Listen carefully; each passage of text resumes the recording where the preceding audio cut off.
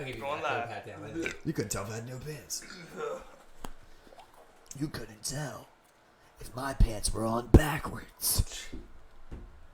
You think Space Jam 2's a 3-star movie? We're all nude under the table. Yeah, that's why we do it. Steve's giving me a handy. You shirt cocking it? He's actually just mashing it. Sit over there just shirt cocking, bro. Yeah, your shirt showing your cock. Shirt cocking. We gotta go a little bit back. You're gonna notice that too, Steve. We going a little bit back? You're not gonna like it. What? Yeah, you're gonna realize you gotta put this thing on a little twist. What's up? Are we going live or are we going live? Yeah, I told you we're going live, yo. I was a little sad that we're live. We're live. Oh shit! We're live again? Live. Well, you fooled me. Now that we're out here going with 3 people, we're actually running this through OBS and we have no clue. No goddamn clue if you're official live unless you check it. That's what the world is. Shit, what? I like it. 3 of us back again. Jerky J's back. Little test. Jerky J is back in the motherfucking building. We felt like there was a lot left unsaid last time. Already. Bring the aura. Hope everything's going good on there. But like I wanted to say, Jake Tapper, seen him coming at Mike Pence. I was impressed. I thought that he was asking some very difficult questions. Put him on the spot about climate change, because he's a denier.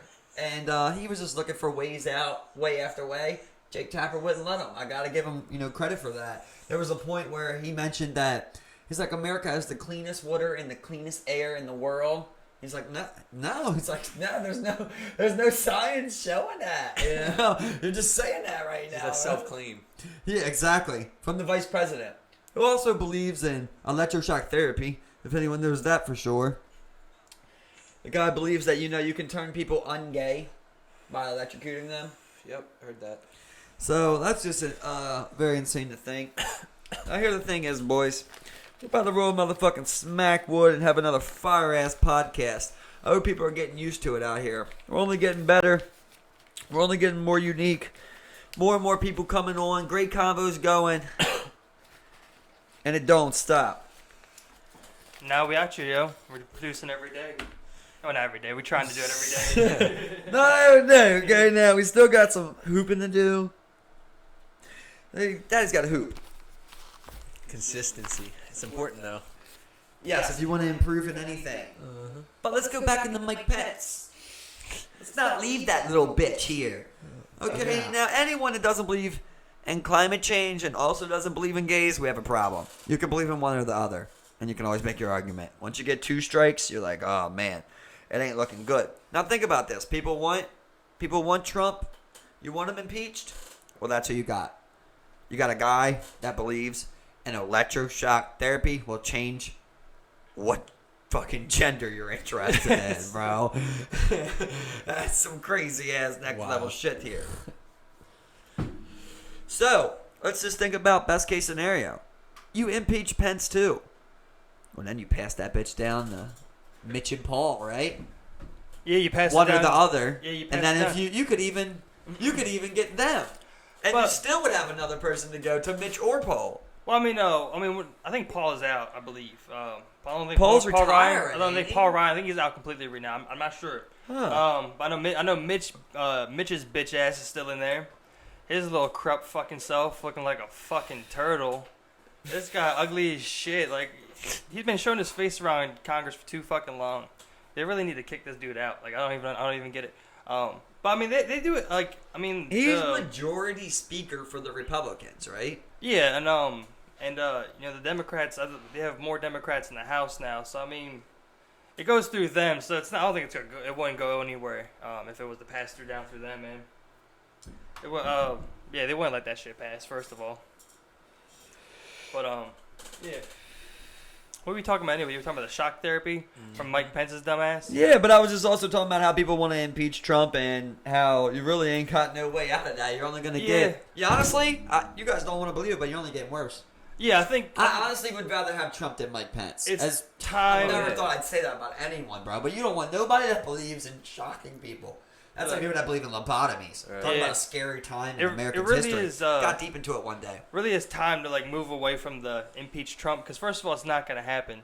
Second thing, it's like, I mean, yeah, you get rid of Trump, but I mean, you then put a guy who's even worse in the position of being president for 2 more years. I mean, You guys ever see a lobotomy?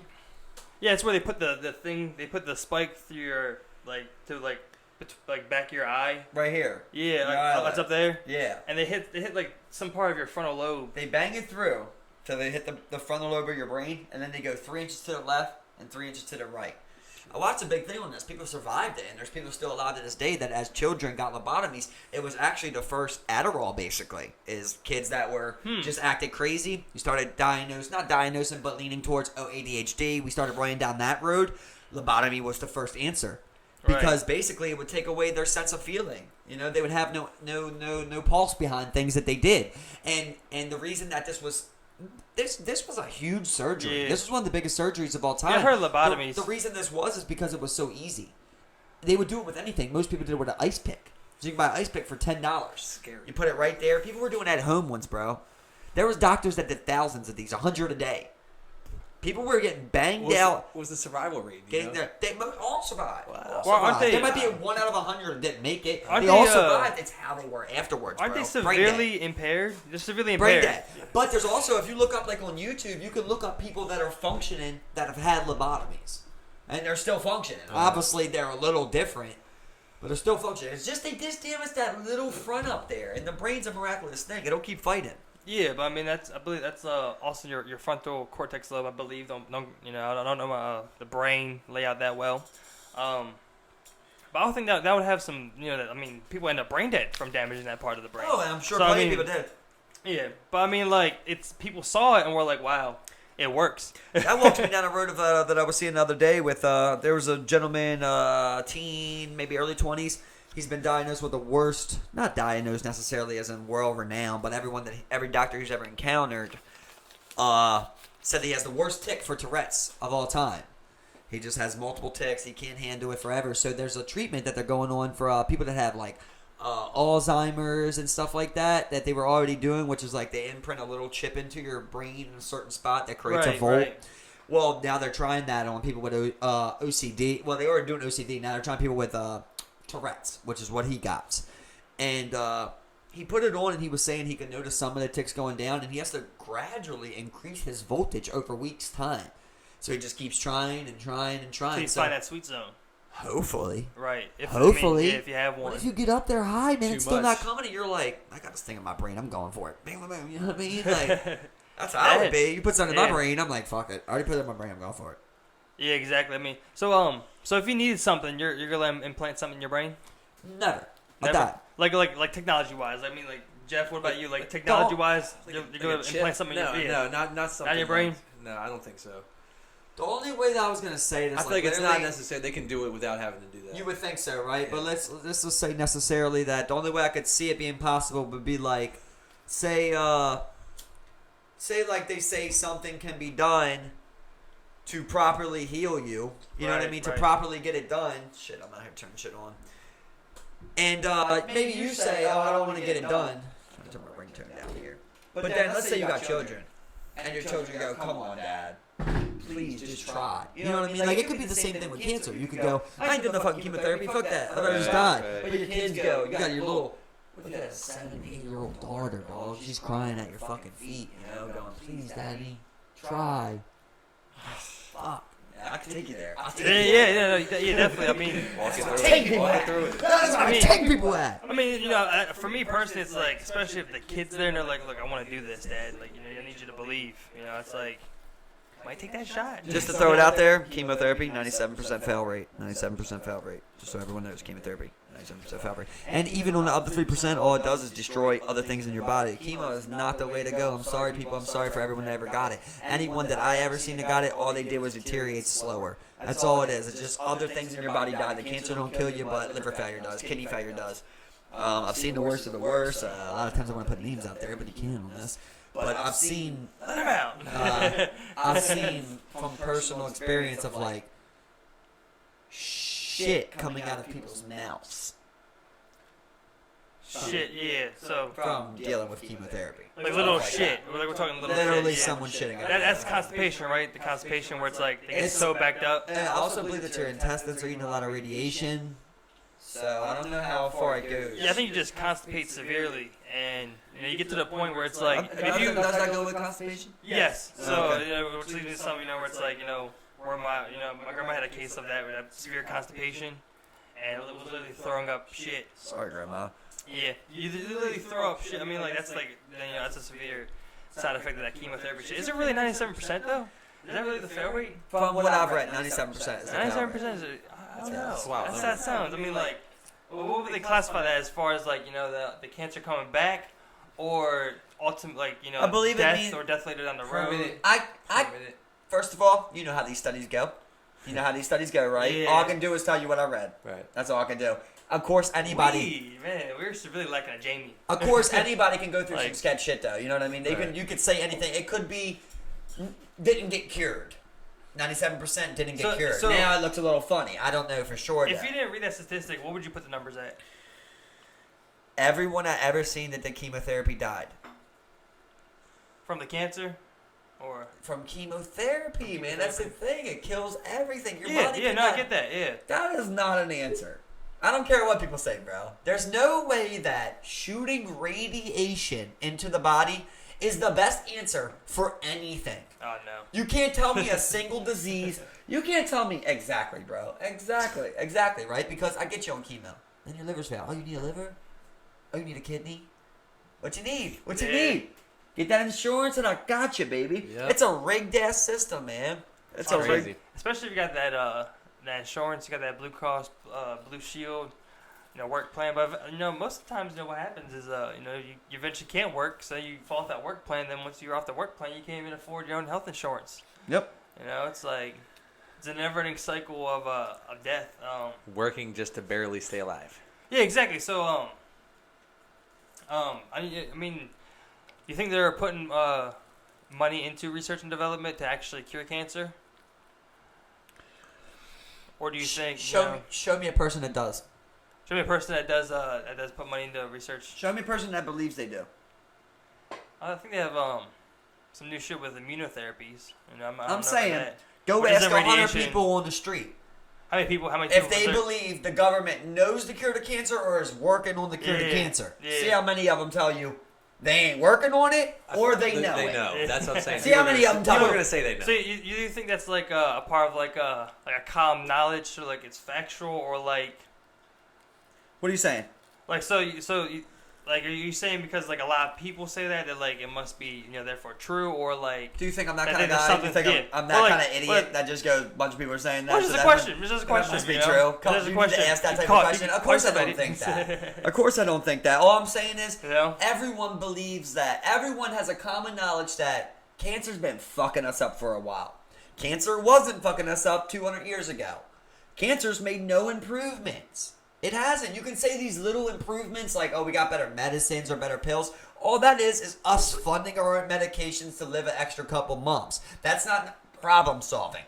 We look at cancer, it's been destroying people from what I know since I was born, 94. What improvements have we seen? We've seen improvements in HIV. We've seen improvements in a lot of things. We have not seen it in cancer in any form. Yeah, It's of been course. the same solution since the beginning, chemotherapy. One thing I would say is that people lived 200 years ago. I don't think they even expected to live long enough to let cancer metastasize or even spread to where it's like I think longevity of life. 5-year-olds is die also- from cancer.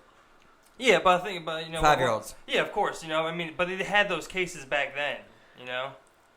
I don't think it was as what it is but now. Listen, could it be diagnosed as cancer at the time? That's where the waters get kind of murky. I think. So do you I believe think cancer was always around?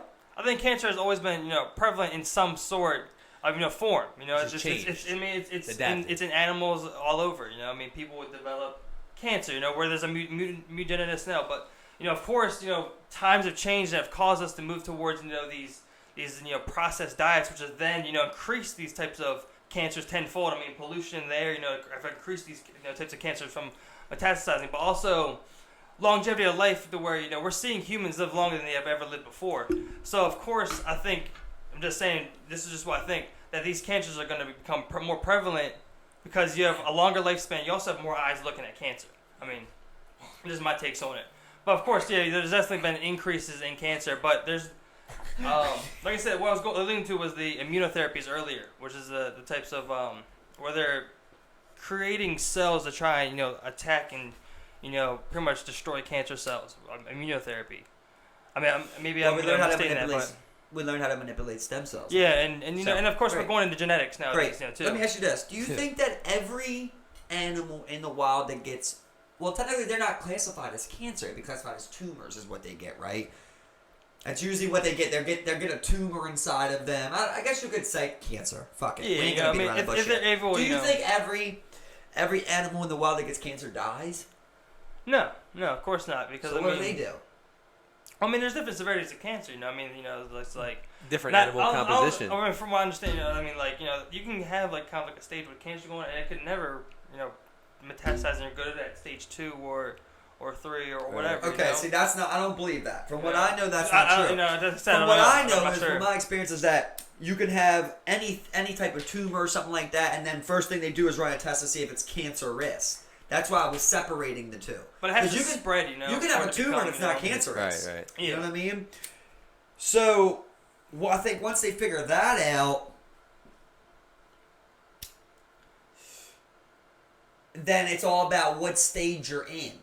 Right, so no matter what, if it's cancerous, it's going to progress in stages. Yeah. It's all about what stage they catch it in. And that's where you could say they have shown signs of positive influence through chemotherapy. Yeah. Is when they catch it in stage 1, Right. they attack stage, it. Shut it down. But listen, what's it do most of the time? It goes into remission. Yep. It comes back. Yeah, it just comes back It stronger. back. It comes back nastier. It comes back radioactive. That's when it comes back, Steve. It comes back all like a fucking Hulk tumor. Superhuman Hulk tumor, squidbilly. yeah. But yeah, man. But I mean, I think we're definitely researching these cancers, and I think we're of course people use chemotherapy as the main treatment. No, I don't agree with it. But I also don't know a lot of the science behind it as well. But I mean, I know we're definitely on the track. I mean, I don't believe. Well, I mean, I gotta sound pretty naive when I say something like that. Where it's like I don't believe like I know. they have the cure of the cancer. That's It's what like I think. it's like it's. I would hate for it to be that way. And the way I would like to look at the world is that they don't have the cure to cancer. I believe I'm right there with you. I believe they don't have the cure to cancer. Yeah, I would because like they to don't believe fucking that want next it. part. Because they don't want it. That's simple as that. But do you think they know more than they let on about it? I ain't even gonna argue that. All I'm gonna simply say is they could easily have found a path to victory for some type of cancer. There should be some type of cancer that we got. Maybe it is. Maybe I'm talking naive. You know how this goes. I shouldn't have to keep saying it. Blah blah blah. But maybe there is some type we made super advantages on. But if not, then for the most case, you're gonna fucking die. You know. And But- and when you talk about it, And I think that they could see a path to victory. They know they just need X amount of funding with X amount of hours.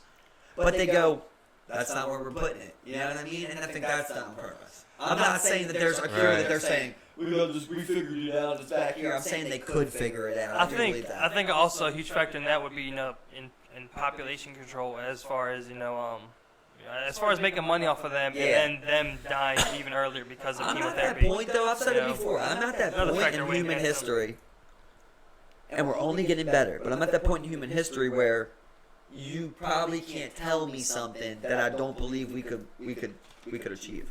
Maybe not achieve, but make strides towards. Like, you make it up. Make something up right now. Like, how could we make the Earth the 4th planet instead of whatever? Right. You know, make it the 10th planet. How could we colonize the next planet or Whatever. something like that? Put the You know what I time mean? towards it. Put the minds towards it. Keep working on it. I feel like, man, we are powerful fucking beings at this point, bro. And once we get quantum computing down, nuclear fusion down, it's over.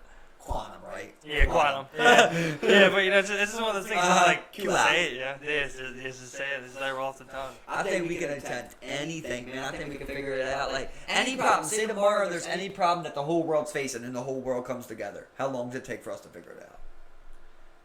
Well, I mean, yeah, of course you can only base it I off feel like of, our intelligence has just been speeding up over the smaller gaps of time. You know what I mean? Like we're just getting smarter quicker now. You know what I mean? With all the the technology and intelligence that's out there. That's how I feel anyway. You know what I mean? You got fairly decent.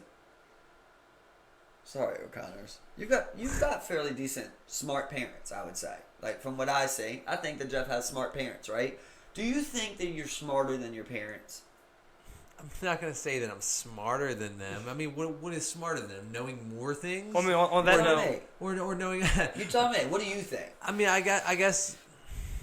To me, it's nothing more than evolution, right? Are you more evolved than your parents? You know. I'm not sure. See now, spiritually, no one's fucking with your dad, right? We all know that. We all know that. I'm just saying, like, as far as like intellectually, intelligence, day by day life, like, do you think that you're a more intelligent being than your parents? Maybe on certain things, but obviously there's certain things I'm sure that they could make better decisions on than me, just because they have more knowledge about it than me and more experience. Right? Exactly. Certain things. Well, that's what I'm saying. You kind of have smart parents. It's a give and go. It's, I mean, well, I mean, I'm looking at it and I'm like, this dude has parents, you know? It's like, I don't got no parents. Like, for me, like... Sorry, Steve. I'm sorry, Steve. Nah, start appreciating humor a little bit.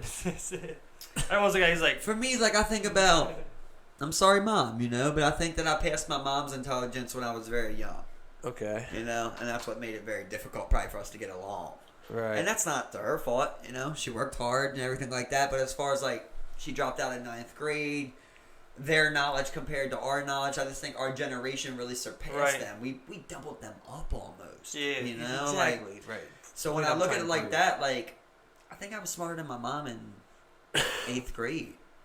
Like maybe not all around. Like you're saying, obviously she knows how to pay a bill. Right, do taxes shit like better. yeah, exactly. Right, yeah. Maybe not. Maybe not my mom. Like your parents, yeah. My mom, nah. She probably fucked them taxes up or something like that. Paid Jackson Hewitt $480 or some shit. But she made back a couple stats. I felt like I surpassed her early, right? And I feel like a smart guy. I feel like my nephews are going to surpass me early if they want to. Right. You know what I mean? I feel like I'm super informed. I feel like when I'm 40, if they really want it, when they're 20, they'll be smarter than me. Right. If they want it. You know? Right. It's all on certain people because it don't always look good. I try to instill these values in them. I try to explain it to them exactly how I would want it explained.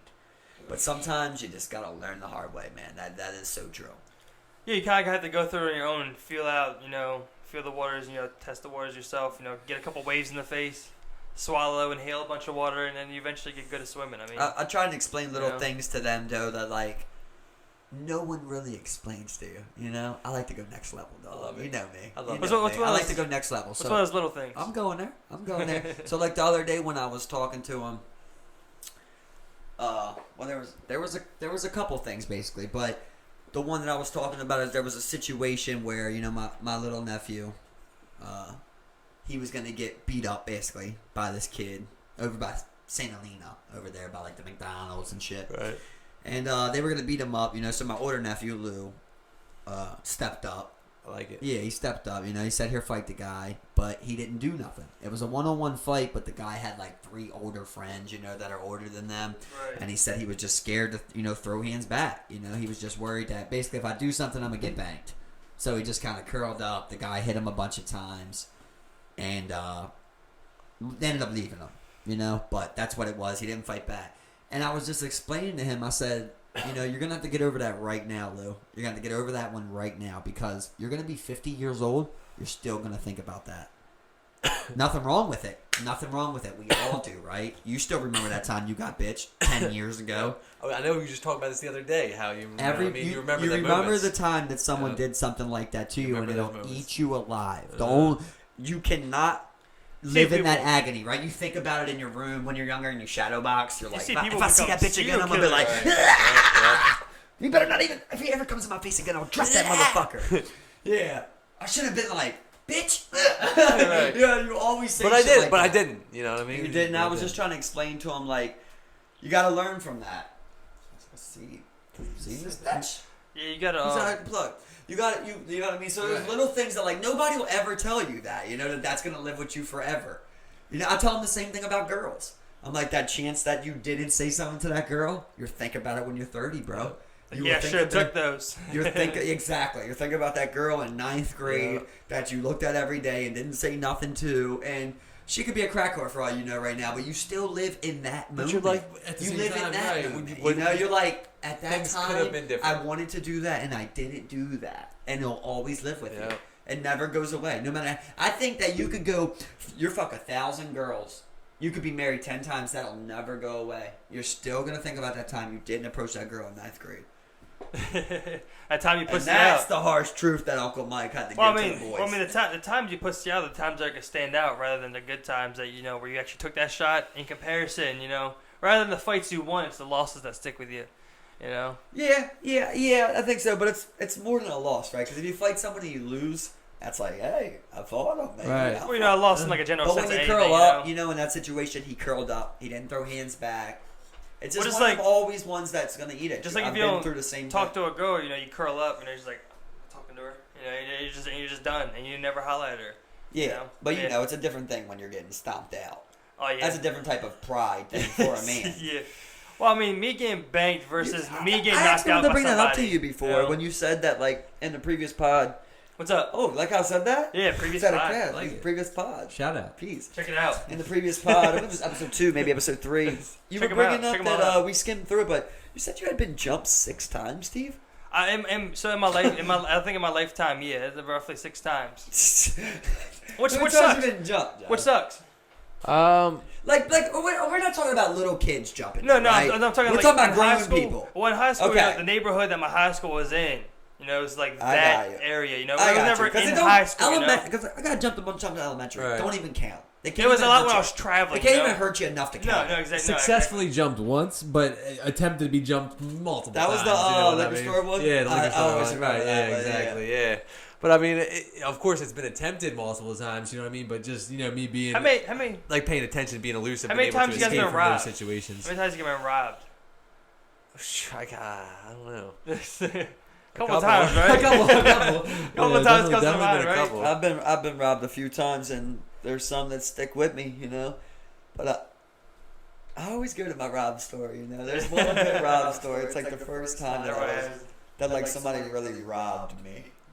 I've told you guys. Where before. it really I remember hurt when you? I went through it. It took more than money that day. They took more than money that day, dog. They didn't even take that much money. They took more pride than money. Honestly, It hurt me. I remember selling some weed at the time, man. And, we're on the cast. I guess we got stories to tell, right? Selling some weed at the time, and there was this one guy. It's funny because some people will know this. There was this one guy that kept wanting to buy some grass off me, man, and I just did not like this guy, man. And I knew that I don't want to sell no shit to this guy. But my one boy was friends with him, Right. and I would always be with my boy. And then one day he's at me, and he's like, "Hey, my boy, he wants bro, it's a quarter. That's what it was, a quarter of mid. He's like, he wants to get a quarter off you. You're already bringing it right by me. Like, you want to just bring it?" I'm like, honestly, I don't. That's literally what I said. I was like, honestly, I told you I don't want to sell to you. And he literally texted back like, "Why don't you ever want to sell nothing to me?" It was like that type of situation. So my dumbass, bro, just being like, this is one that'll stick with me forever, But my dumbass, it was just a Saturday night. It's like, fuck it, I'll make a couple extra bucks. We go around there and we're like out front of these boys' house. And he's like, "Yo, you want to go break it out inside?" I'm like, "All right." So I got a hoodie on. Well, obviously, I don't want to break it out outside. You know what I mean? And at the broke it out. it was already broken out. Oh, You know what I mean? It was already broken out, but I didn't want to do shit like outside. Like, I'm young, just like you're paranoid. You know what I mean? And mind you, I got like 4 friends outside. I got 4 of my friends outside. He got 1 friend outside. Like, I'm thinking, well, I'm good. So I go in there, and I gotta tell you, man, this kid played it good, man. This kid definitely played it good, because I was sketched, but I wasn't that sketched to react, And he's like, all right, he's like, damn, I can't find my scale. That's what he said. He's like, I just want to weigh it, make sure it's the right amount. He's like, I can't find my scale and shit. He's like, he's looking through it through the... Suspicions start to arouse. You already know. You know you got that sick feeling in your stomach. You're like, well, I could see where this is going, bro. So he's looking through the couch. Next thing I know, another boy comes down the steps and shit. He's like, yo, kick that shit out. So I just start geeking, because they're just like, just kind of clown guys, and I just start geeking, and I'm like, ha, ha, ha, ha. Next thing I know, they're right up on me. These are two grown men, bro. I'm 16. These guys are like 23, 24. God damn. And they get me on the couch, and like at the time, like I got my hands in my hoodie, bro. Like when they rushed me.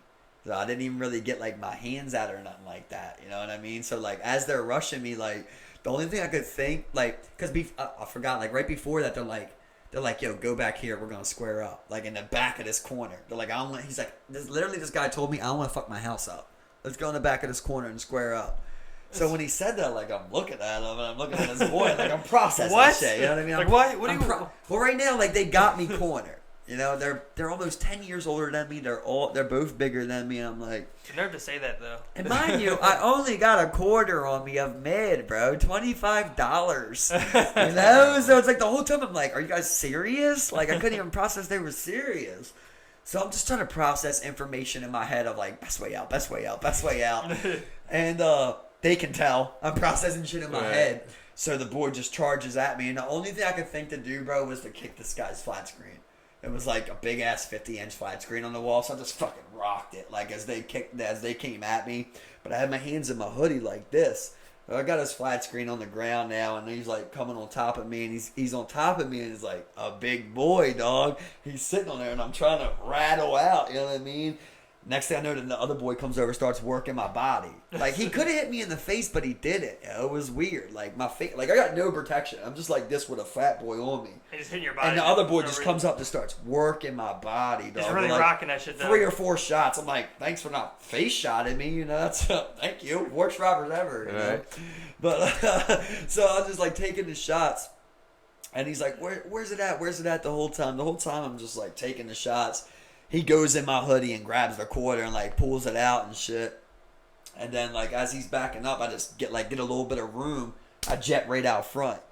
And I'm just like, motherfuckers, you just got that feeling like you're just like these bitches. That one hurt. That one hurt. That one hurt. Because I'm like, I just felt like such a little boy. Like remember I told you like everybody needs one of those. Yeah. Everybody needs one of them just to remind you of like. You're not as tough as you think you are, bro. Shit can happen, where you get got. I remember I come outside and, like, all my friends are like, everybody out there, who was out there, but I ain't even going to be out there putting names and shit. But everybody's out there like, what happened? What happened? I didn't even say nothing. I'm so mad. I'm just like, I'm just trying to go see my cousin. You know what I mean? I'm trying to go back home. Go home, man. Get the big man. You know what I mean? So I go back, tell my cousin and shit. We go around, meet up with them. I remember we ended up finding them and shit. Like, we tracked them down. So they pull over and shit. I come up on their car. I'm like, let's just fight, yo. At this point, I've already lost all my pride. I'm like, let's just fight. I'll lose what I lose. They're like, all right. So next thing I know, like, we go, like, step back, like, for them to get the car, and they just take off, bro. They just drive off fast as shit, and I'm just like, all right, I ain't going to chase them. But, like, that's one that always sticks with me because I remember that helpless feeling that I felt. The crazy circle around that whole story. That guy that ended up robbing me, man, the big boy, he died like 2 years later of a heart problem. Oh, yeah. That's what I was telling you about before. It's like, and I still like, not now because I know there's literally nothing I can do, Well, you like, won the long game. I live with that hatred, like I live with that hatred, man, of like people that like did shit like that to me. That's the people I live with hatred with, and it sucks, man. Like, there's those moments that always, like, no matter what, like, I'm successful, in my life. Like, I work every day. I have fun. I got a house and everything like that. Like, I still always want to fuck my mom's boyfriend up. You know what I mean? I still think about that guy. I don't want to. I don't want to, but I'm like, man, I really wish I could get you alone. I'm a revenge guy, yo. I've always told you, like, I like revenge, yo. I think when you do wrong should happen. That's the only way people learn. Yeah, you kind of so it's not like a get even mentality. I don't think you tell people that was wrong and they stop doing things like that. When you do something wrong, Right. Usually something's wrong there, and like when people did shit like that, you're just like, I wish you could see, what wrong is on like fair grounds, like. Now, I feel like there's certain times I feel like you got to take it into your own hands. You know what I mean? Like you said, the vengeance kind of thing. But at the same time, there's certain things that I feel like you're like, you can let go, and you're like, it's gonna come back to get them. Right.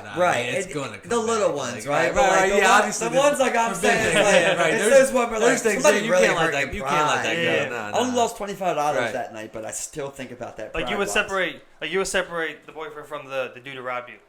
Like that. I would different types of separate hate, that different even. types Yeah. of ones. I would exactly, even separate that. Where you Yeah. get, like, different, The but like, it's boyfriend's still gonna with me way harder. Right, you know? That's when the movie says childhood. You Right. know what I mean? That's a different kind. That's a childhood one. So Where you like, just- you just, yeah, exactly. one day I'm gonna grow up and be big enough, you Get know, that and you get big vindication. enough and you never get your chance. Yeah, it pisses you off, man. As soon as you get bigger, you walk around your side. Yeah, with the other one, it was kind of like, I just don't want nobody to think that they can just beat my ass like that. Right. You know, at least want to throw hands. Like in that chance, I didn't even get to throw hands. Right, I you just kind of was y'all- stuck. You just kind of got rushed. I and, got you know, I got out of there and like, I always it's think too- about things I could have did. Yeah, exactly. You know, it's Like, like oh, I should have just spazzed out more and broke everything, you know. You don't think about it at the time. Until after, I think You're you scared got, too, I think you man. got a good little bit though, kicking out of that TV. Yeah, I don't know if it That's a good broke bit. or what, man. But Oh, I was man, like, but it's you really got- the I hope only- it did. The only thing I could think was financial damage. Right. That was the only thing I could think. It was Yeah. like, I'm like, these guys are grown men. Like, even though I'm 16, Could have been the like, worst way. I It feel could like have been the worst way. You know what I mean? Like, okay, maybe I can. Well, Maybe they're I out can there. fight back We there. hope that fucking TV's broke. I hope so too. Yeah. Yeah, you got a quarter off me, but I got $1,000 TV broken in Rio. You know You what I know mean? the Like, craziest thing about that? So the fat guy died, right? Right. Another guy, another kid. One day I'm out with a friend at fucking Voltage. Shout out to Voltage. And my boy comes up to me. He's like, "Yo, I gotta introduce you to my man." And guess who comes up? The other guy that was hitting my body, bro. I just look at him in his face, yo. We're just in the middle of Voltage, and like he's looking at me. I just look at my boy. I'm like, "That's the man that robbed me, yo." And he's like, he just looks at me and he's like, "I didn't know, bro." And the dude tried to squash it and shit, yo, and I couldn't squash it. Like, Yeah, this that's was smart, fresher that's too. smart, This is yeah. like 2 or 3 years after I could not squash it. I was like, I ain't gonna do that right now in Voltage, yo. Obviously, I'm having a But good I'm time not, and not shit. cool with you. This ain't cool. And plus, the man's still a grown man, you know what I Right. mean? Like 18 at that point. I'm still not feeling It's too still, big. it's still you big. know? It's still a big dude. Dude. Now I would like to get, you know, I'd be like, man, I would really This like to dude's big square 30. up now. Big 30 in voltage. You wait all your life for that square up and you lose. It's not about fighting though, right? It's not Right. about winning. It's about just going going out, out, showing showing up. up. It's It's about about showing showing up up. because, It's about I mean, showing up. Yeah. Well, most people don't even get to that battle. They can't even work up the courage to then go and fight that Yeah. battle. So what was your worst bank, yo? Just like the one that had you the scaredest. I mean, there's one that caused the most damage, which God, I hate hearing that. well, I bro. mean, I'm it sorry. was so bad. it was my freshman year, and I mean, you know, your freshman year, fresh out of 13, eighth grade, you're fresh out of 14. eighth grade yourself, so you know, it's like my second week there, so I'm walking to the bus stop like any other day. Next thing I know, a bunch of eighth graders, you know, like I said, I'm in ninth grade, you know, so a bunch of eighth graders come up. It's probably like 7 of them. And they all just, like, you know, one dude just sneaks me, and it's just, you know, all out bank from there. Now, I never go to the ground, but the most damage was like I got like a knot in my head.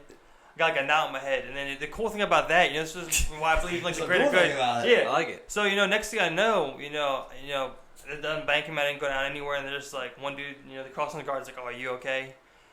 And I'm about to pretty much get hit on again, and you know, this dude pulls up with his wife, and he just, "Hey, you know, we just saw what happened, man. Shane, cool. You want to get in the car? We're gonna take you home." And just get in the car and they take me home. Shout out Yeah. to those people. Yeah. I don't know Yeah, who they you saw it, they are, pulled man, but over. that's good people, man. Yeah, yeah. Like I was about to get ran. For my shit at that point.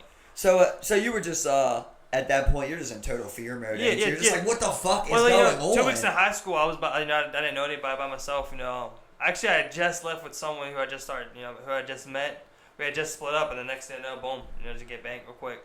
But that was the worst, you know. But yeah, like throughout high school in the neighborhood, it was probably like 3 or 4 times from like various other Trying to schools. get out it was that never, neighborhood, huh? It was never my school, but it was always that neighborhood, you know. Right.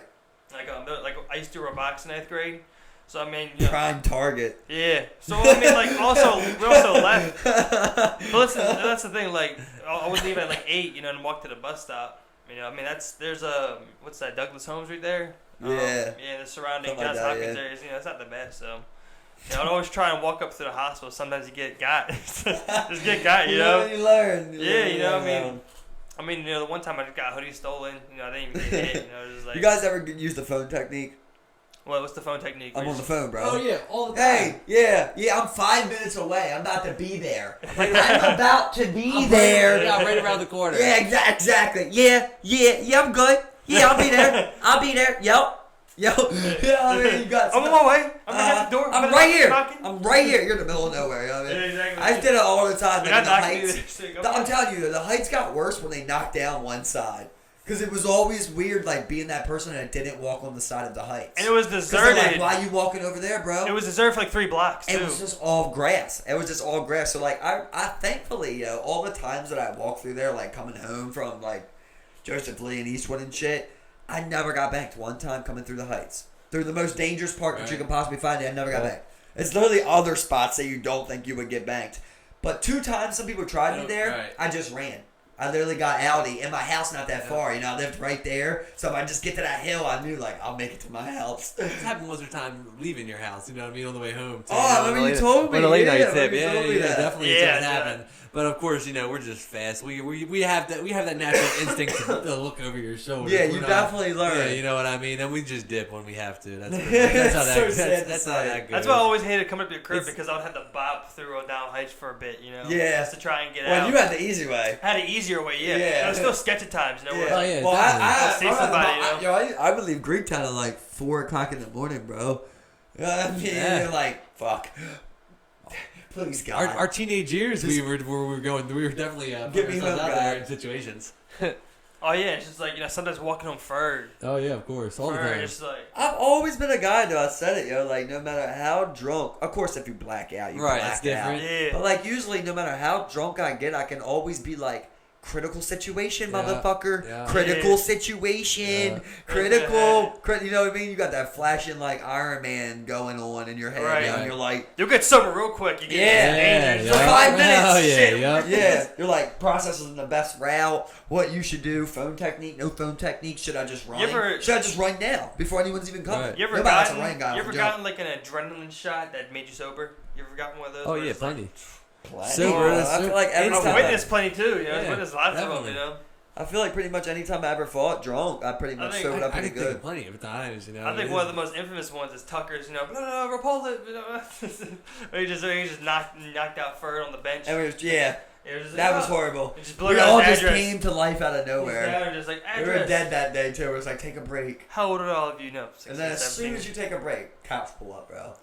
1 second after, like, we walked like 2 miles, bro, with a blacked out dude. Yeah, I remember them saying they're like, one's 18, the rest of them are 17 and 16, and one was really fucked up.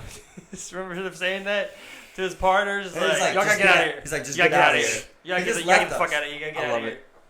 I was like, I guess thank you, but at the same time, Yeah. I don't know, take him. Yeah. You know what I mean? Like, he was a hassle. I'm sorry, Tucker, but Yeah. bro, we dragged him. He could not Literally. walk. Like, we were dragging him. It got to the point. I dragged him for about 15 minutes, and I literally got to the point where I was like, if somebody don't take him, same point I got to with you. Yeah. Literally, where I was like, bro, I carried you, from Greektown to the bridge. At this point, I'm like, if somebody else don't take him, Are you talking about the with first him, time? yeah. First I time? carried him from Greek. I had him in a stroller. That's the reason you have a stroller picture. So I love Exactly. that. Yes, I love that. stroller I can pictures. no longer. So I need that. I need that again. That's so You great. want to show a picture? I It's got on you. Facebook. I got you. It's on this computer I was right looking here. for it. I couldn't find it. It's I on was this looking computer for it. right I definitely can was no looking for it. longer carry you. So I stole that stroller. Well, I don't know if I stole it. I think we found the stroller. Had to I put find you it. in that. Once you found the stroller, I'm like, all right, I'll carry him. We got up to the bridge. I've been carrying you for like 15 minutes at this point. Where like literally, I'm carrying your weight. I'm like, yo, I gotta leave him here. We're coming back the same way. I'm like, I'll leave him right here. Just before that. We're getting him. You know Just what I mean? before that, he fell in the street, almost got hit by a car. You remember that? He fell in Yeah. the street. Well, that's how I put him next to the bridge. Yeah. I had him all the way next to the bridge. That's what I'm surprised that I found him. Like, Yeah, somebody exactly. found him quick. When we get the voicemail, we get the voice message. Where Somebody that guy found you friend. quick too. Yeah, Like, but I don't you must have remember walked that. around or I really something. don't. I remember hearing about it, but I don't remember that. Blacked out completely. What do you remember about that morning? I remember leaving the hospital. And You remember leaving the I remember my hospital? dad kind of walking me to the car and throwing me in the passenger seat. Yeah. did like, you what legit happened? have alcohol poisoning? I think I did. I don't know, but I'm pretty sure. Yeah, because I remember I woke up with the Well, I fucking, mean, the gauze and fucking, Booze and a pass out 16. If I'm a nurse, I'm like, alcohol poisoning. Just get out of my ER. But he wasn't throwing Yeah. up. You know, he was He living didn't life. grow up one time. The whole time we were with Bro, he him. was living on life. You know, he was. Yeah, he good. just couldn't walk. You were Yeah. alive. He just couldn't walk. Yeah, I was definitely gone. That was like the first time I really got. So you passed out on, Like on that. that. You know. So what all do you remember about that night then? What do you remember about that night? You remember falling down them steps? Yeah, I do actually. I do remember falling down the steps. I remember pretty much until we left Tyler's is pretty much around the time I stopped remembering. Like I got you. when his dad got home. It's funny because Yeah, that's funny. Dad got Yeah, home. that's- That's when I stopped. Think about that. That's when I stopped. We've all seen each other like that. Yeah, we all We've see each other's seen words. it. You guys remember my New Year's story? Uh-huh. I've seen him at Crystal's a couple times. Yeah, It looked like yeah. shit. Oh man. That's Definitely because had I'm those just trying to nights. fucking keep up with y'all. Yeah, I'm right. definitely- No, that's usually what it is. Honestly, it's definitely just Yeah. everybody's trying to be on the same level. But it's all. But also, we would buy the cheapest of the cheapest shit. Oh, we when had you're to drinking fucking Four Loko and Pinnacle. Burnette's Pinnacle. we had like, no more than 20 When you're bucks. drinking We had Amsterdam 20 bucks. gin. you want to drink a fifth of Pinnacle? What and 6-year-old try is that drinking Amsterdam gin? I mean, come on now. gin? Mixed with a half and half lemonade. People would actually. It was really nice. I got to shout to Reek on that one. Reek put me on with that one. I mean, yeah, it's good, but that's not your drink of choice. You know what I'm saying? You don't No, gotta- we were just dog, idiots, you know? bro. I remember the first time we Exactly, bought that's drink. right. Yeah. The first time we bought drink, we mixed Absolute Vodka and Jack Daniels. Yeah, Jack and Coke and orange juice and We vodka. mixed It's like it. all we knew. We thought you were supposed to drink all we knew. one and one. We thought you were supposed to mix them, or at least I did. Half I and half. also was swallowing smoke. I did half and half. I thought you Yeah. had to swallow smoke to get high. I just did that because I just didn't know how to smoke. I would just do that from time to time. You know? Well, do I do with this? Exactly. You know, it's just like, and eventually, it's just like swallowing too much smoke and just catch up with you. Feel a little woozy sometimes. Yeah, You're you just got a like, little air bubble up in you're you. Good, yeah. But I've completely went away from the drinking, man. It's so tough to get like severe drunk, man. It's Yeah, like, try it and tastes ride so it. I don't bad. enjoy it. I don't enjoy I it. try Yeah. and find a good medium and I try and keep it there. That buzz. Exactly. You don't That's want to what- I love the buzz. I hate the furredness. What? How many beers is your buzz? I mean, I can feel the buzz off 3 to 6. You know, I mean 3 to 6. You know, and then For me, I drink 3 beers. I'm getting See, there. I'm 2 to 3 and I feel buzzed. You know, 2 to 3 and I'm buzzed. You know, I Yeah, feel right. But I buzzed. say it's nothing. That's Oh yeah, that's I'm that's buzzing nice, too. yeah, Right. I'm Yeah. 2 beers. I'm buzzed. Yeah, exactly. Honestly, Especially if I'm Depends on the smoking beer, on top you of know? it. Yeah, that's a big That's thing. because a lot of people can't do both. I was just about to A say lot of that. people I was can't. just about to say a lot of people When they do can't. both, that's when they fall out. Yeah, I love and doing when they both. throw up. Yeah, that's Yeah. it. I love going at it. You know, Well, I was, I somewhere smoke more. I don't even want to say it anymore. But I was somewhere last night, and everybody there was saying, Tell us that, again. Like, was that a party? Man? You know, but everyone there was saying that. You know, like, man, a lot of people don't want to smoke or drink. Right. Do both. Right. One or the other. It's like I can see a lot of people that are like they'll drink and then they'll be like, oh, I want weed, and they never smoke weed. I'm like, Right. Yeah, a lot of people like do that that. too, you know, A lot like, of people definitely do there's that. that Or they just smoke drunk smoking. cigarettes. A lot of people get drunk and smoke. I've seen people Yeah. that don't smoke Yeah, all the a time. carton of cigarettes. I know Just drunk as fuck. I know people that only smoke when they're furred, but they never smoke sober. You know what I mean? It's Right. like- nah, man. It's weird. it is weird. I remember I tried one cigarette. I must have been like, Yeah. what is it? Like the 10%. It's like this is terrible. I don't like this. Oh, I know. Definitely, like 2 or 3 times, and then it's just like I was like, I why am only I did doing this? one, What bro. is this? This is I did not one. why. It's I funny don't because enjoy I've got a this. funny little story with mine. It was Fuck smoker. the same boyfriend that I hate. You know, you also have those stories that go along with him. Yeah. That's why you can't get over it because you have other ones. certain that go- memories attachments. Like first beer I ever chugged with this guy. You know, I threw up. You know, I can't not remember. that. Right, It right, attaches right. him to that memory. Yep.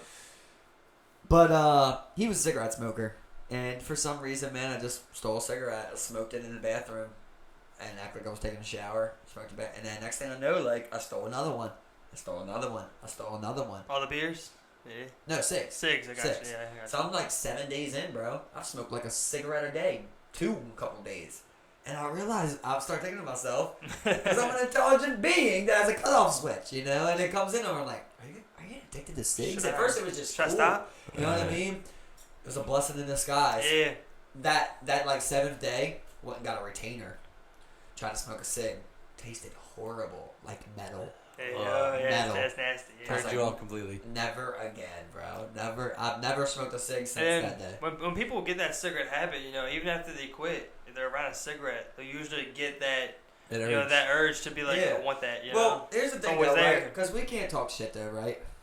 With what? With what? Because we had our black and mild phase. Oh yeah, You know what yeah. I mean? But I think that was like we also had a lack of weed too. You know, there's a lot of lack of Did we? weed. Yeah, because I'm thinking like we weren't on, you know, I mean, at least I wasn't on like buying Ace or anything yet. It was like if you would get something, usually you might get, like, it's like not something like I wouldn't have anything at my house. It'd be like whenever I did have something, I was coming in with like 220 bags to meet up with y'all or some shit, or maybe I did get my hands on an eighth. Oh, and I smoked it all that Let's night. get deep, boys. It's time to get deep. We're gonna be digging. How deep? Time deep. Brought the shovels. Let's just go to the first layer of deepness. What is the most important thing that you learned from psychedelics? Oh man. So are we going to say psychedelics, or we just say drugs? Period. I mean, Psychedelics? would you consider MDMA as a psychedelic? Yeah. All right. Cool. So I say so. I like it. I like it. I say so. I like so it. for me personally, I felt a huge opening of like a shell, from where I was, a pretty shy person. We've covered this We before. could give credit to all things, right? But I think we could all agree that MDMA Was a big. was really big a big one for big me. one. Like Yeah. that was my biggest one by far. Right. sure. Where it was like, we had a that was like a huge bonding experience amongst, all of us. That was so great, man. That was so great with all of us to do that with you guys at such a young age. I have memories of like certain times. I always talk about our Yeah. time on shrooms and the Yeah. times we did Yeah. the e-pills, unfortunately. Oh yeah. Those bitches. But a couple times, so many times we've done it at this point. Yeah, I've just learned like social openness, and just actually talking with people rather than keeping thoughts to myself. Thinking I'm better than everybody. It's just like. I like that. Yeah. I like that. Yeah, we think. I think maybe with like psychedelics, MDMA, shrooms, stuff like that. I feel like it's live in the moment. You know what I mean? And you're able to enjoy the moment so much more. So and true. if you can take that with you when you sober back and come back to reality, so to speak. Like I feel like if you can take that with you, what I mean, you're able to. That's why I feel like at least your first couple weeks or first couple days to weeks maybe after a big shroom trip or something, you're like it's a nice come down. You enjoy things more. I mean, I don't know about you guys, but that's how I feel. Definitely off of a shrooms. Yeah, right. Definitely off off of of shrooms. More than Molly, anything maybe on not that. so much when Molly, that serotonin level's low. Right. Yeah, right, You gotta exactly. I've told people before, like, I've definitely dabbled into Molly, and you have to be able, you gotta be a strong person for that next day, and that's why a lot of people don't like it. But it's like, if you just know that next day, this is what comes with releasing all of your serotonin. It takes time to build it up, and that. You can take that day and get through it. It's when people don't really understand what MDMA does to the body that they go like, oh, I don't want to feel like that. It's like, well, highs come with lows, baby. Yeah, and when you 100%. want to reach the highs that like some pure Molly can give you, you want to talk about like an euphoric state, straight up euphoria. That's what that is, just like the highest highs. Like you've never been more social. You've never been more active. You've never been more outgoing. You've never been more. You've never dancing, danced more. Dancing You've never inclined, danced more. Exactly. You know what I mean? You've never been more. You've never had open a harder two-step than that in Molly your step life that was than going that, on man. real And quick. like for me, like I study people, man. So for me, it was always fun of like doing MDMA with people and just seeing like the real them under that. Because like when people do shrooms, they get fucked up. Like how we were when we used to do it. Like we couldn't even remember the last sentence we said. Yeah, a couple times. We just had to come to a mutual agreement where we're like, bro, don't even try to remember no more. We're like, we forget it. We just go on to the next thought. It was fucking with us so bad. And with MDMA, it's like, it's not like that. You can have a convo with someone. You can smoke some blunts. You can get a little high off. Well, you know what I mean? And you can really get deep. We all know somebody. We all know someone who's gone a little crazy off, that shit. You know what I'm saying? I mean, we don't have no facts on that, but yeah, it's possible. But I mean, But that's said, science. That's science, though. I mean, Other like people we've seen people, who've have had. I guess we'll just call them bad trips. We've had those bad trips where it affects them, terribly.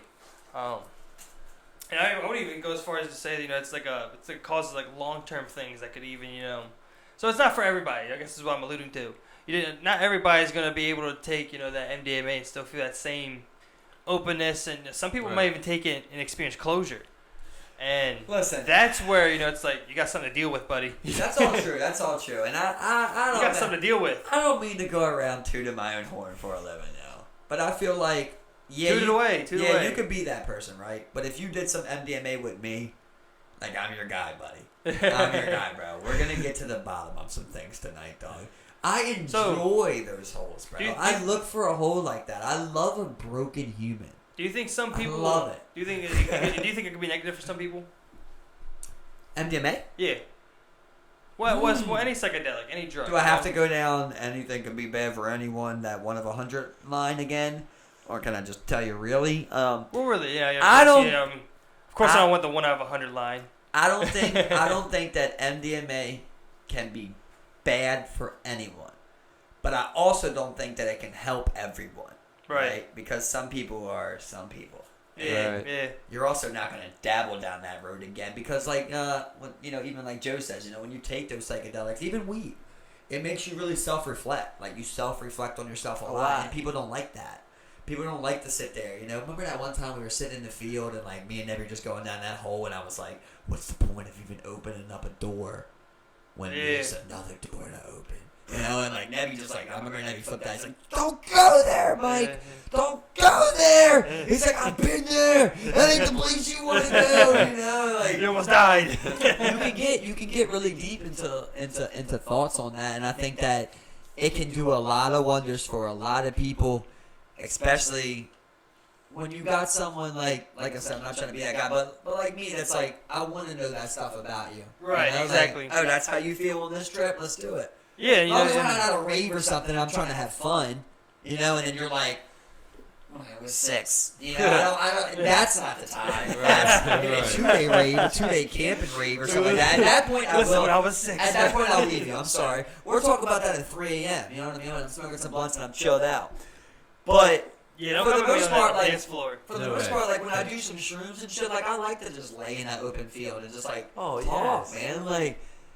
I appreciate combos so much, man. Like, I'm not a guy that can be in, like, solid confinement or, like, on an island or some shit. Like, I've got to know how other people feel. Like, it helps me almost gain knowledge. Do you feel like what some people call a social battery? Where, like, there's times where you don't want that. You do like, kind of like not in an introverted sense, but, like, that feeling where, some people do offer, like, more draining energy than they do. Of course, you don't want to be around negative energy, right? Of course not. But when you're around the right people, like, I couldn't see a time I wouldn't want to be around you guys. Right, what I mean? Like, I would always want. Like, of course, everybody wants their own time so I can jerk off and shit. You know what I mean? But for the most part, like, if I'm doing nothing, I want to do nothing with you guys. Right. That's the option. Exactly. You know what I mean? Right. 100%. That type of thing. But for me, like, when it comes to, like, talking to people and, like, I like asking the deep questions. I like digging deep because for me, like, I feel like the most emotionless person, like, in the world. Like, I can sway so hard on things. Like, I feel like I got the most empathy I've ever seen in the world. Like, I can feel anything from any perspective. Yeah. But at the same time, I can be so heartless on something that I don't necessarily value. Where I go like, I can't even believe your mortal mind would put time and life hours into trying to solve that issue. Like that. You know what I mean? But then on something else that, like, is not so appealing to them and is appealing to me, I would study that for 10 hours. So it's just my personal opinion on that. So I have to talk to people. Like, I have to understand people, or else I think I'll be a dickhead. Like, I'm just going to become this person who, like, I got all these thoughts going, bro. And if no one's checking them, like, I'm going to have these rants, bro, regardless, Do you think that there's, like, such thing as, like, like an actual introverted person? Yes. Where they don't, where they don't thrive off that. But it ain't me. Do you think they thrive in the same type of thing? Do they thrive off loneliness versus, thriving off companionship? It's hard for me, right? Because I'm biased. Because I'm the opposite. Yeah. But yes, I do believe those people exist. I believe that it's high. I believe people like that. I believe there's plenty of people like that. There's people who I don't want to talk to people. But I also believe there's a lot of people who, like, just don't talk to people. And if I got you on some fucking Molly, and me and you hit a rave, baby, and I show you the time of your life, and we have that 3 a.m. talk while we're smoking 4 blunts, I'll get your ass. I know a couple people like that. I'll get your ass talking. I'll get you. I bet you wake up tomorrow like, man, that was cool. You know what I mean? It was cool to talk to someone like that. Once you open them to that experience, yeah. You know what I mean? Then they're a whole different person that you might have never known. I look at people's convos, man, and like want to punch myself in the face. Because I don't have those convos. Those. I don't mean to sound like that person, but I really don't know how else to say it. But like, it's just like a mortal conversation to me, like, of like something simple like, Weather. Or even further than that, like what are you wearing to this? It's just like when you say it, my stomach turns because I don't even put thought power into things like that. Like it's hard to explain, but like I don't even want to talk about things like that. I just do it. I just do it because that's life. I don't even want to contemplate something like that. I don't want to overstress my mind on such simple things in this world. Like, ask me something deep. Ask me something. That's why I always go there. And most people don't like it, or don't get it. Yeah, when but you go like, I think in the same sense, like, you also can't expect every question to come with like some type of like deep rooted, problem or position that they want you to wants to take a toll on you, or get some type of or invoke some type of emotion out of you. It took me a long time to realize that I never shut the fuck up. I never shut the fuck up. I think we're gonna attest to that. Yeah, I never shut the fuck up. Right. And you really don't realize it until you realize it. And it's one of those things where it's like, okay, well, is it my gift or my curse? You know what I mean? I got some shit to say. I don't feel like I ramble on about dumb shit all day long. Like I said, I don't want to talk about dumb shit. I have no interest in it. I get mad even thinking about weather for the day or whatever the fuck it may be. You know what I mean? Who's talking about who fucked who, like, don't care about none of it, bro. I only want to literally acquire knowledge. Like, I thirst knowledge how I thirst fucking dinner, man. It's the same exact thing. Like, I can't imagine a day where I didn't learn something. I would have to look something up, read something. I can't get down with this a lot of people would say simple, that basic shit that everybody does every fucking day in this world, man. And you guys love it. Not you guys, but you guys love it. Like, you love the simplest, dumbest shit. And I'm sorry to say that, like, because maybe I love the simplest, dumbest shit, right? Like, I hate Kardashians, Kay hates UFC. We both see it two different ways. Like, to me, it's one's way more valuable than the other, but to her, she don't care about one, But when I see just people's day-to-day lives, I'm like, what the fuck are you guys doing, man? I had an argument today with someone about that, It's just like saying that, like, you like people that want to work themselves to death, or want to sit there and just meet up with people and do the same shit, smoke a couple blunts, go to the bar, try and pick up bitches, go back home, like, the shit seems so fucking dumb to me, dog. I can't use any other word because it's so passionate about it. Like, I look at people and I go, you're not a dumb person. You're playing a dumb person. All you need is someone to be around you and not shut the fuck up. You just need someone to be like, bro, what do you think about that? What do you think about that? Why do you do that? Why is it like this? Oh, what's your worst disappointment? When'd your mom hurt you? That's you know what I mean? Like, you need that person sometimes to pry that out of people to realize that you don't gotta have these basic robotic 1, 2, 3 step combos. Like, we can really socialize deep down on people, man. I don't care what you ate for breakfast. I care, you know what I mean? How you felt after your dad whooped your ass for the first time. Like shit like that, man. That's the shit that I'm looking for in people. That's what I'm thirsting. So you want to dig that out of people, but when I kind of look at it, with my eyes, it's like, there's people, that I necessarily don't want to go digging or don't see fit for me to dig, that out of that person. Whereas you don't want to force anybody to talk about something, or or bring anything out of them that they really even don't want to share. But and here's the thing, Steve. That's why people love me or hate me, bro. You know what I mean? Right. Because that's not going to change that. Yeah, there's people that love it and hate it. I'm doing that because I want to know more about you. You know what I mean? I want to know. Of course, I'm not sitting here trying to make you bring up some childhood trauma that you don't want to talk about or some shit like that. You know what I mean? I don't want to go there if you don't want to go there. But all I'm saying is, like, I want to offer you a different question than you usually get. Yeah, I get that. I don't even want. Whereas, it's not like, oh, what do you think about, Andy Pico, whatever. It's like, you hate Trump? It's like I don't want to be that guy. I don't want to be the guy that's sitting around clowning Trump. What scares you at night? I don't want to be that guy of, like, that common comparison because we all complain. We have the same complaints. So I like being around you. I throw up. So what do you think that is to where it's like, you get that, that small talk is what people would call it. You know, like, what do you think that is? It's just like just filler. Yeah, just filler to kind of get by the conversation. I think it's deeper than that, though. I think it's exactly what he just said, though. Where you go, some people don't want that, right? And then you go, what do I do? Well, I still do it. Right. You know what I mean? People don't want to do that to people. Right. You know, and there's times where somebody's going to tell you, I don't want to do that. They really do. Not saying that's all the time, you know, but sometimes, like, I can even say with a kid, you know, you go, are you hungry? No. Because they're thinking they're going to do something else, but really they're hungry. Right. It's the same exact thing with that. You know what I mean? When you really sit down with them, this ain't about nothing else. I'm asking you, nobody else ever asked you this before. I'm sitting down with you right now, we're smoking a blunt, we're chilling. I'm asking you because I want to know. Right. You didn't bring it up, right? You're not one of the people that bring it up. I asked you, what's your worst childhood trauma? That's like no one's asked that, you know? No one's asked you that. Right. No one's asked you that. You never gave an answer for that. All right, think about it for a sec. And some people I'll start this blunt up. Let's talk about it. And some people were never even like, you know, at that moment had never even thought about it, but then at that moment registered as a trauma. Exactly. And I love seeing that. I love seeing that in those eyes. I go, I did it again. You did it again, Noel. We've done it again. We've touched another one, bro. We got another one deep down. I'm telling you, man, I think people, you know, last night, they probably wake up tonight and they think about, like, the little combo that I had with them, you know, because it wasn't like the other combos. Yeah, and, you know, some people don't even go as far as to, you know, analyze the combos that they've had, you know, even on, you know, giving it food for thought, you know, kind of like dismissed it at the, you know, beginning or, you know, right at the face, you know.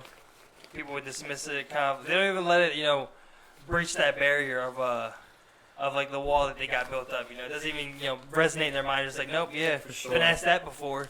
There's some people that, they don't want to go through that. They don't want to talk about it and they don't want to bring it up. Bro.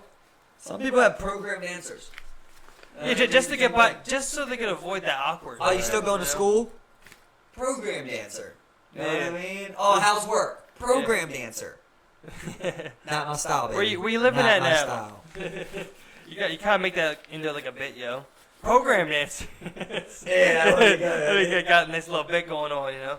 And I don't even mean like no Jot government this shit, down. you know what I mean? I just mean like that's who you are because you haven't had your mind open, man. Like I said, I don't want to keep talking about like what I can do, but I feel like you put me around some people, man.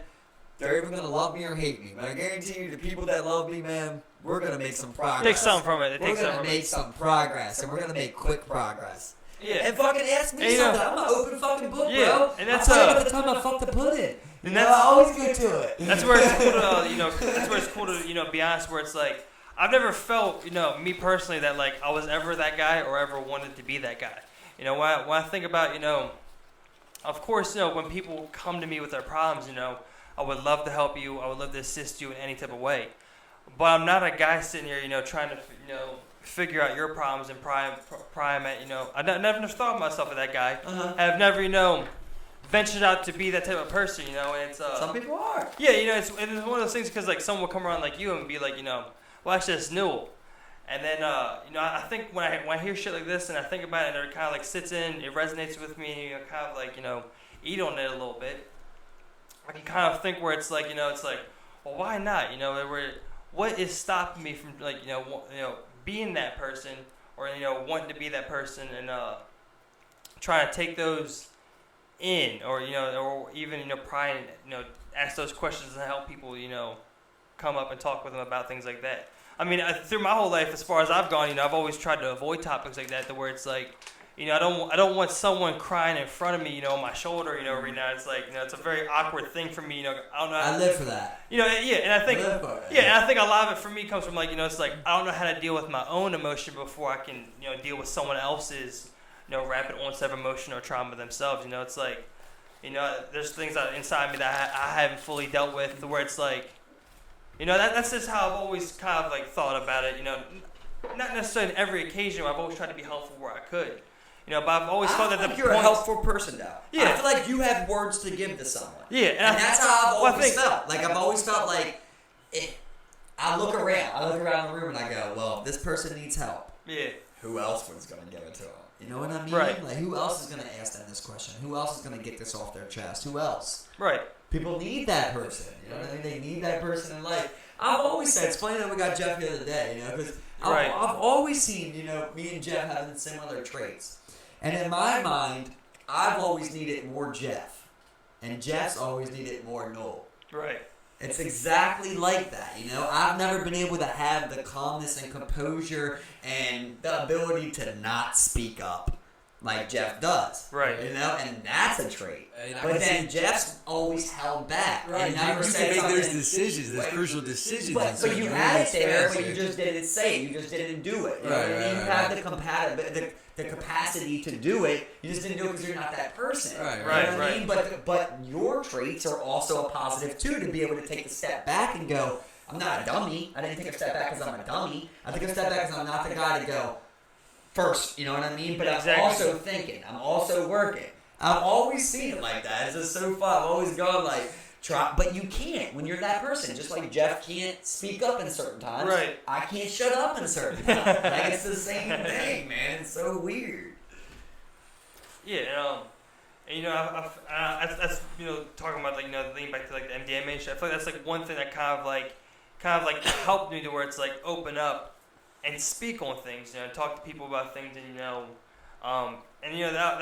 was like one of like the first steps. Where now it's like getting to a point where it's like you gotta challenge people. You gotta challenge their positions. If you don't necessarily agree with them or think it's the best way to go, or if it negatively impacts you, you really need to challenge that position. Well, what a shout out to you, bro. It's like that thing that I said Chad said, about Steve, where like Steve seriously is the best listener of all time. Like, if you got something to say, like, the dude won't say nothing until you're done talking. I love it. We had to go through that on this cast because there's times where I just rant forever. And Steve will just listen. Yeah, see, I'm trying to cut it all up. I'm trying to cut it in here and there, Wait for your moment. Here's the question. He's such a good listener, that sometimes holds him back from speaking along. But that's also a trait. Right, no, it's need, to be able to go. You can people know when they say something to Steve, he's listening to you, Where when you talk as much as me, somebody probably thinks maybe it's one ear out the other. And that's why people have like that's why people are responsive. Ask, like you said, ask questions about it. Like you're listening the whole time. Wait for your moment. Ask a question about what you're talking about. That's why like people appreciate that thing. That's why people have always like kind of like come to me and like talk to me about things, because it's like I do listen and I do hear people out, and really offer my ear to people. But like I've always been the person to be like, well, I never really asked, but this is what I think, about the situation. And it's just I've always how I felt about it. But like people have always come to like kind of like console in me because like not necessarily because I had the right thing to tell them, but because I was able to listen to what they said. You had to hear. Exactly. I was able to listen to what they said. Exactly. Yeah, not tell them like, hey, you're right. It's or like wrong, for or me, this or like that. I can imagine, like we've talked about it before. I can imagine the times that I've pissed you guys off. By being like that, it's like you can't help it though, it's the same reason that Hutchie hates me on the court. It's like I can't help but say this shit when you see it because what I do is like, I've got categories of these people in my life, and you guys are category 1 people. That's people I see brilliance in. People I see the same potential I see myself in. That's one thing my younger self when I have don't trouble see getting you around. guys attacking it, like maybe you do have the same passion. Like Hutch said, you think I don't want to win as bad as you, right. because you're not showing it as much. Well, for me, it's like I gotta see it. I've always wanted more out of you. I go, oh, Jeff got the fucking juice like me. But he isn't getting it out of there. And then I go, Steve got the fucking juice like me. But he's not getting it the fuck out of there. The whole time, I needed to shut the fuck up some, but you guys needed to talk some. So it's like, we all have attributes that kind of make a friendship circle, of like things we don't have and things we do have. Expand your circle and learn from everybody. You know what I mean? You can take a but you can't just expand your circle. No, right? Like no. it's very selective. People like, bro, you got. When I say category 1, this is top level clearance for you guys, not even bro. just expand your circle. But I'm saying expand the people you know. Not even the people you hang out with or good friends with. People you know. Because not even the people you're friends with. You can still learn something from them. Right. You know what I mean? And I always go. Coworkers. You're not friends with all your coworkers. There's people like me. There's people like you. There's people like him. All right, but there's more people like us. Obviously, we're not the only ones in the world. So all I do is find them. There's your friends.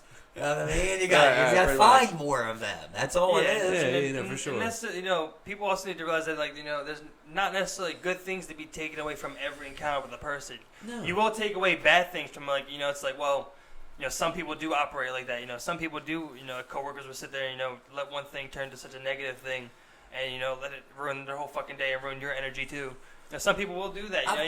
You got to take I away, know I brought good this and bad up things. plenty of times to you guys. I don't know if you remember, but like, it's the thing of like where I always say like people will find a common complaint before they find a common comparison. They find a comparison in the complaint. Right? And my example of that always is like the person in line, where you got a line of 10 and the cashier's running slow. No one says nothing. Everybody just waits for the cashier. Then there's that one person that goes, oh my God. And then you got that second person, right? That always goes, I know. They're always like this. And then that third person, right? Programmed answer. Yeah. And that programmed answer. Like, you know what I mean? They all attach to a common complaint. Because it's easy to go, you hate that, I hate that too. But it's hard to find what you like and what I like too. Common ground. That's harder to find. And that's why it's easy for them to go back and forth on things that we hate in this world with each other.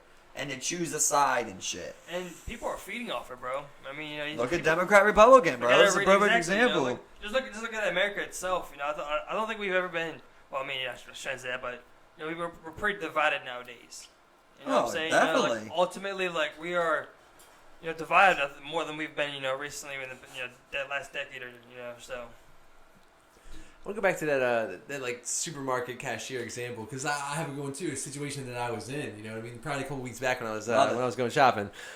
Pretty much the same situation. I don't know about 10. 10 big line of 10, but it was probably like 6 people in line or something like that. And somebody was just sitting there complaining the whole time, and somebody else, just one other person, one of the other people chimed in on it and stuff like that. But it was just one dude was just being like aggressive and nasty and an asshole about it. Sometimes you got that person. Yep, exactly. And I was behind him and stuff like that. And then, I get up, like this girl, I can see the cashier, young girl, she's like flustered and frustrated, you know what I mean? She looked like she having a bad day. And I get up there and I can see her like stressing, like she's having a bad day. I was like, you don't gotta worry about it, I mean, some people are like that, you know what I mean? Don't let it get to you, it's a beautiful day out. It really was a beautiful day Try too. to offer some kind words. Exactly. And she was pretty much, she was so appreciative of it. She was like, thank you, I really have been having a rough day, had a lot going on, you know what I mean? It's just been one of those days, you know what I mean? A lot of people on my back and all this stuff like that. But then she complimented like my shirt or something like that. She's like, I really appreciate it, blah blah blah, stuff like that. And I was like, all right, you have a good day. And that's how that went. And hopefully her day got better after that. Right. But But she definitely remembered you. Yeah, right. She remembered that person that said something. Of course. You need that genuine. Even if it's like one of those like programmed answers, as long as it's like officially genuine, you ultimately mean that. Right. That's what like ultimately count. In those sincere exchanges. Because there's also programmed questions, right? So if you came up there and said, "Are you okay?" That's a programmed question, but that's an okay question to ask. Right. Yeah, exactly. Are you okay? Right. Like, are you all right? Don't worry about that person. Right. He's obviously a dickhead. Yeah, exactly. Right. You know what I mean? Like, so you can say things like that too, which exactly. is acceptable in certain scenarios. Exactly. Yeah. All I'm saying is, we're in a circle smoking some blunts. Let's not talk about the simple shit in life, Let's talk about some shit. Let's not sit there and rant on of course we'll have those 60-minute sports rants. That's one thing that we'll always have. Sports are one thing, yeah. Well, I mean, it's like we're not gonna sit there and just be like, man, the O's have been pretty bad lately. Yeah, they traded away, so and so. It's pretty bad. And this is the third day in a row we've talked about that. Yeah, exactly. It's like the O's been in a multiple slump. people. The O's been in a slump today. That's like that one person that goes around and he asks, like, what do you think about that trade? And he's asked like 3 people. He's sent it to 3 different people on Facebook, but he just wants to like talk about it. Yeah, you just want to bring it up and find. I mean, that's I guess it's like the easiest common ground you can even not even step your foot on. Like that's like your starting place on a game board. And if you want to look at a metaphor for it, it's like if you're starting on a game board, that's like your first like start question where you're like, oh, how about that trade? It's like. Come on, in the game you gotta develop a better game plan. You gotta play them cards you've been holding into. It's almost like, man, like if I had one goal, man, it'd be like I wish I could just have a conversation with everyone on the planet. I wish I could get one convo in with everyone. That's kind of like why I want to learn another language. That's such a cool thing to say. It's a cool idea, bro. Yeah, I love to talk, just meet everybody. Even if it was 30 minutes, right? 30 minutes. No matter how long it takes, just every day, just put some single- time into meeting people. That's why I really want to learn the language, man. Something like that's why I ask these questions. There's something in like you give everybody a half hour. That's what I would say. I'd say 30 minutes. Maybe you do 15 with somebody, 45 with another. You never know how. Depending on the combo. It might be a quick one. It might be a long one. Right. You might really spark. You might really have exactly. Or you might go, we're not very similar. I heard your side. Move on. You know what I mean? Things along those That's lines. here. The next guy. Yeah, exactly. Like, just have a one-on-one with somebody every day. Just a couple people. Yeah, man. I think that's like the beauty of podcasts, you know? Like, just the fact of, like, we're here trying to have this convo right now, you know? Where any other day, like, say we all linked up, we just would have been drinking these beers upstairs, playing some video games, playing a 3-player video game, smoking blunts. You know what I mean? Like, now, like, you're talking about something, and this thing might not make you rich or make you popular, but, like, just the value of, like, having the convo. Like, I can always go back and look at this convo I had with you guys and really see, like, how we feel about things. You know, I think there's a value. Especially in the real time, because, you know, a lot of these things, you know, I haven't thought of, you know, on a personal level when they come up on this cast where it's like, wow, I've never really actually, you know, I've put a lot of thought into that one. And then, you know, you get a chance to, and, you know, it's really awesome to kind of, like, you know, uncover those little, you know, doors and manholes of your, like, your kind of, like, inner being. It's cool to uncover those. It's so tough, but, like you said, right? people run away from that, you know, too. Yeah. Isn't it so tough, like, in that scenario? Like, when you meet someone who, like, you think, like, we can debate a lot of things on this world, right? Like, but back like, and forth. when you see, like, certain things that are so clear-cut to you, and someone disagrees on those platforms, those are ones that, you know, are so hard where you go, like, I'm biased, right? Because I'm me. But I go, man, you really don't have life, like, you got life misconstrued, man, of, like, but who am I to say? I know, but, like when somebody says, like, let's say free healthcare. Like, people shouldn't have access to free healthcare. I think that that's just absolutely ridiculous, man. Yeah. To think Or, like, that, like, money could ever stop someone from getting healed. What do you think about, like the student loan forgiveness, you know, things that, like, That Bernie brought up? Well, Bernie and, like, you know, Elizabeth Warren, you know. Yeah, well, did you see that Bernie's bringing it? Yeah. Bernie announced it. Yeah. $1.6 trillion. Yeah, the bill, yeah, exactly. $1.6 trillion And, you know, in student debt. For me, it's a tough one, you know, because there's a part of me that goes, I like it a lot. I think that people should get a fresh restart. It's a little sketchy that you can't even get out of with bankruptcy.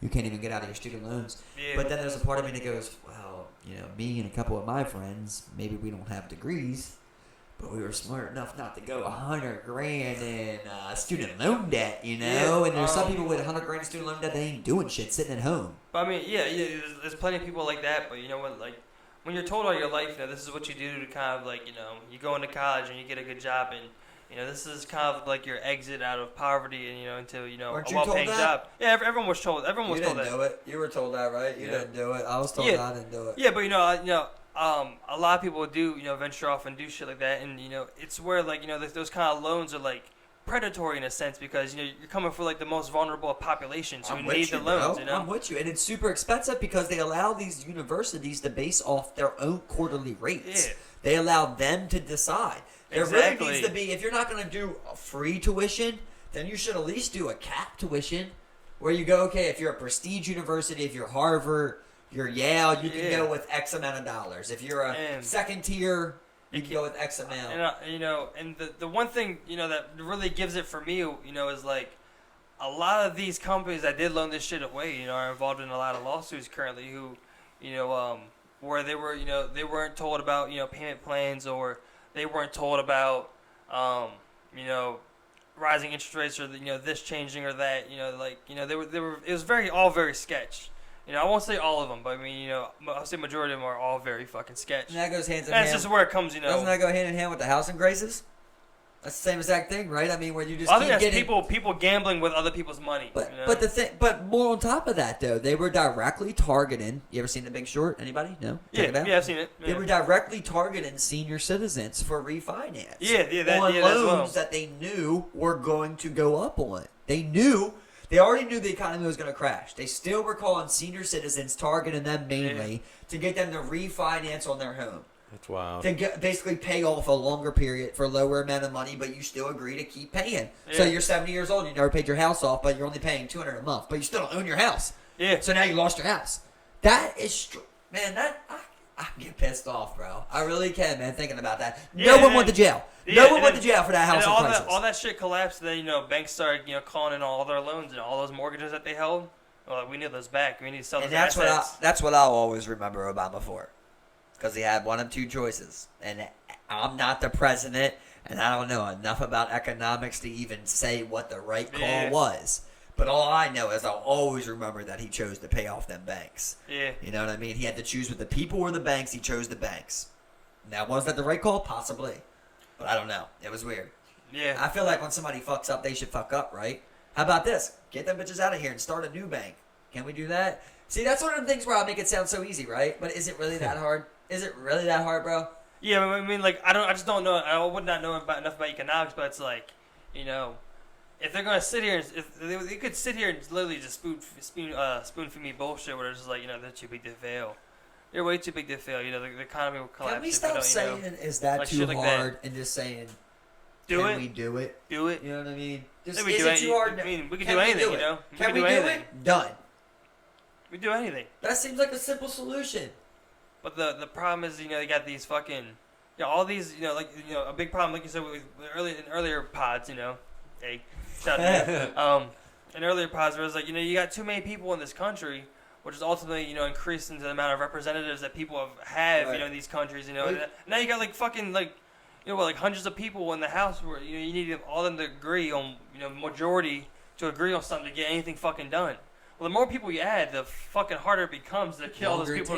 Exactly, you know. I mean, come on, straight bullshit. Yeah, straight up bullshit. I mean, I like the you know, rants.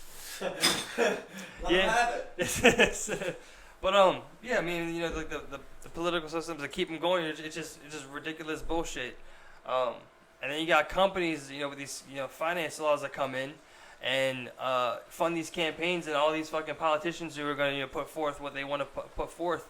You know, that's one thing that, you know, we can start off doing when it comes to these types of things. Is, you know, put a restriction on these financing laws for companies and people to accept money into their campaign to rerun and hold office. Because I mean, another thing would be, you know, term limits for, you know, Congress and, you know, House and, you know, other elected positions other than the president. But I mean, that's just a couple of things to start off with. You know, I mean, so you think just stricter money regulation?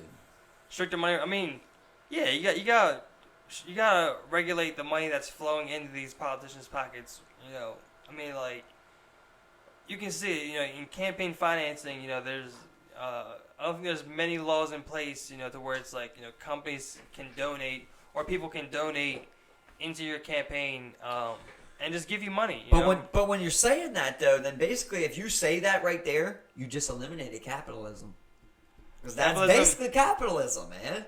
It's the ability to keep pursuing. If you're going to say we're going to have to cap political prices, like, oh, okay, a senator can only make $500,000. He can't make $1 more. That ain't capitalism.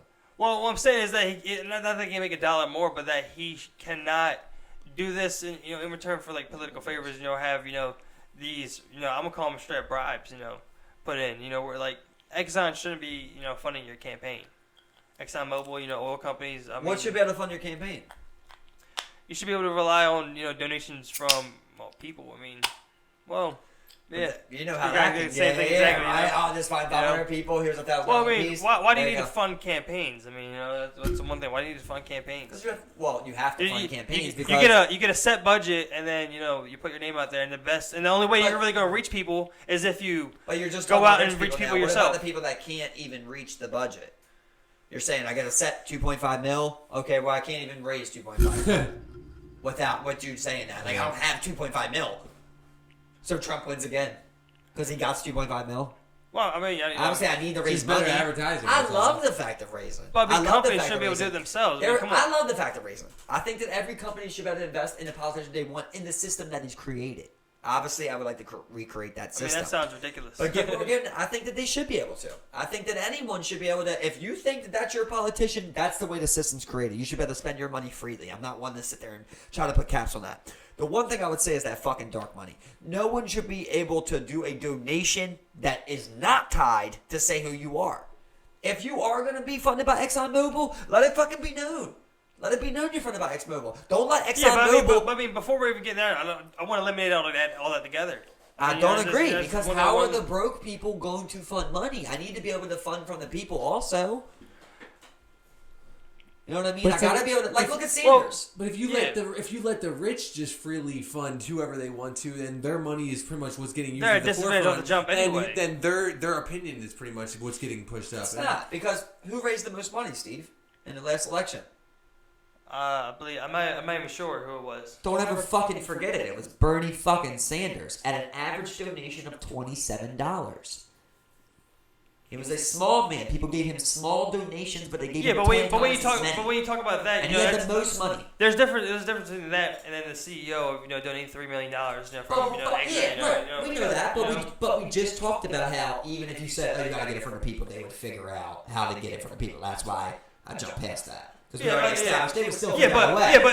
But as many holes you poke into, you gotta eliminate altogether regardless. I mean, don't agree, man. Because then it's going to become a personal funds contest.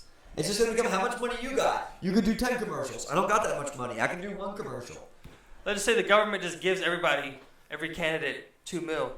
Well, now we got to limit candidates. You think it should be percent based? I don't know. I'm just throwing shot there. I'm just saying, there's just no way, you should find, There's got to be like a Republican National Committee cash stash. And there's got to be a Democratical National Committee cash stash. Make that motherfuckers fucking put out that $2 million, man. Fuck that, bro. How about that? If it's a Republican, if it's a Democrat, whatever the fuck you're running, I'm just saying in the system that's designed, your party has to fund it, and we cap it. Well, all right, cool. But then we just get sketchy shit like Bernie not right again. Exactly. But it's all one big clusterfuck. I swear, bro, it's the biggest clusterfuck. A big ass circle jerk. Big ass circle jerk. People laugh at our government, dog. They laugh at our government because it takes so. I know everybody loves freedom. I'm not a fan of going against freedom, people. But it takes so long. It takes so long to get anything done, man. It's just one big ass fuck. What was it? What Sonny saying? Always Sonny? It's just ass blast. One big ass blast. Yeah, she's a Republican blasting me in the ass or a Democrat blasting me in the ass. And it's so true what Frank said on there. He's like, one guy will just raise a bunch of money, then he drops out of the race and keeps all the money. He's like, doesn't look tough. One way or another, they figure out how to scam.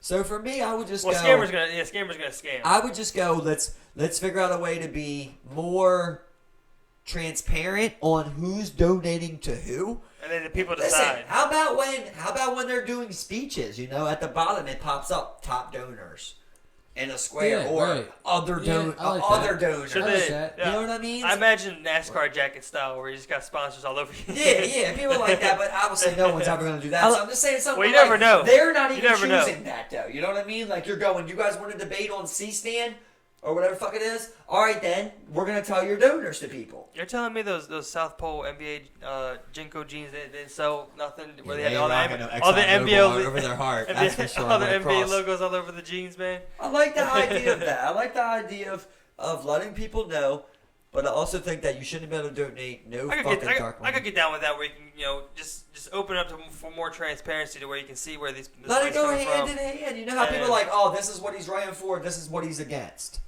Right there in the middle, let's see. Yeah, who's funding them? Yeah. His top funders from 1 to 20.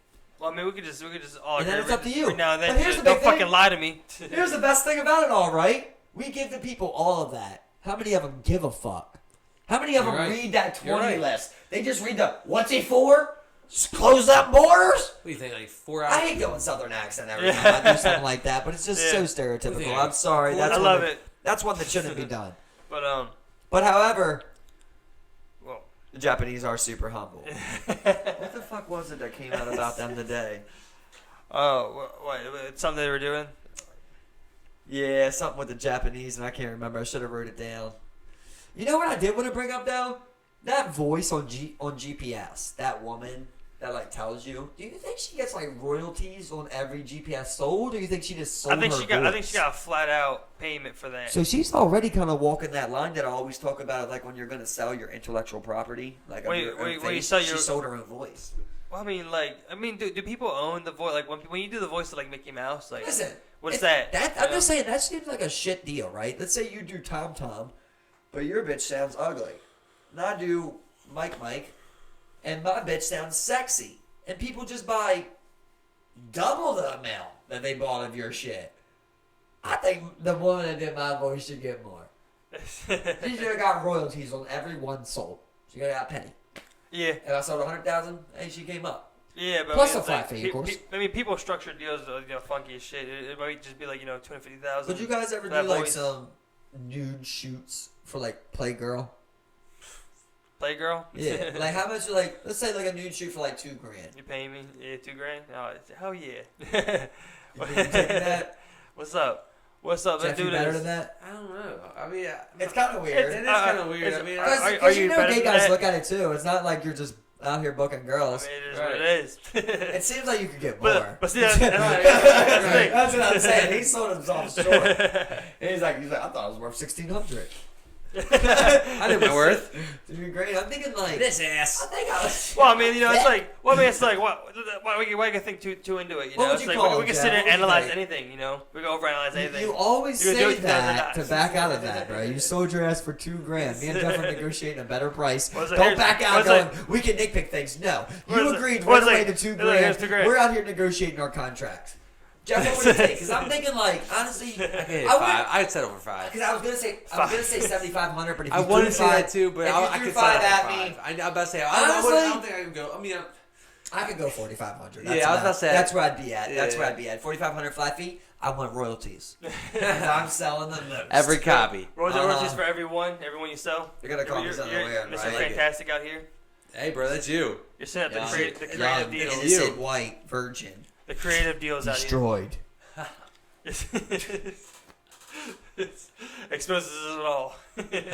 Bro, that's so funny. Me and Tyler were talking about over the weekend. Chris Lieben, you guys ever seen that guy? He's a UFC fighter. I don't know, he's a redhead, like little crazy guy. He's kind of known, but he got beat up, by this guy in bare knuckle fighting, which is a crazy fucking sport. Let's just say that. Oh yeah. You ain't never seen a fight till you see a guy get hit in the face with bare knuckles, bro. Yeah. These guys Didn't- gash. It's a different type of feeling. Didn't they have that Paul fight? The Yeah, Paul Mag- that's what I'm Magnolia? talking about. Well, Chris Lieben lost on that, right? And this is the same guy.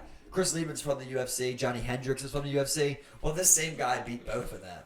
Bro, come to find out, the internet. The internet's undefeated, as they say. This guy does gay porn, bro. They got him taking dicks in the ass, jerking off, moaning and everything. But he fucked 2 UFC veterans up, bro, and bare Where it's knuckle like, fighting. if anything, it's like, for people who would think that's a bad thing, it looks bad on them. If anything, Yeah, but there's one where it's like 3 people, and he's just like, it's a tower of dicks.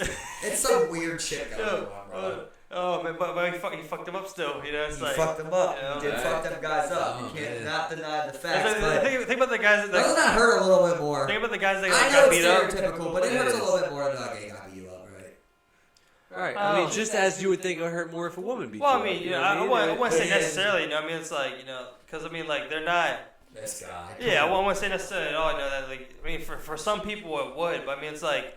Let's say this dude's like 6'6" and trains UFC, but he's gay. I don't train UFC. Right. It's If like they do have their certain. that's different. That's different. So it's like, I'm if- talking a guy in your if- weight class now. yeah, but it's like if you square it with someone of like equal ability and they're gay, it's like, well, is it worse because they're gay? I mean, we squared up and I lost. It's like, It is worse because they're gay, Yeah. bro. I hate to say it, but it is worse. If they're like effeminate gay and they have like lipstick on. but I mean, that's like, but You of go out course, on high of course heels you or go, some shit. of course you go bring that one up. Yeah, but honestly, not the gay person that ain't showing it. I wouldn't even know, bro. I'm talking about the person that's clearly gay and like fucked you up. I mean, what is showing being gay nowadays? It's like people walk around and are just gay. I mean, you're talking about like flamboyancy, which I think is Talking like with a different, the tone. Lipstick, Yeah. bro.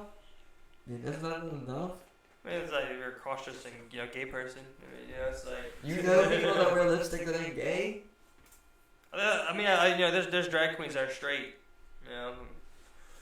Trying, Who you fooling? wrap Who around you that one. fooling?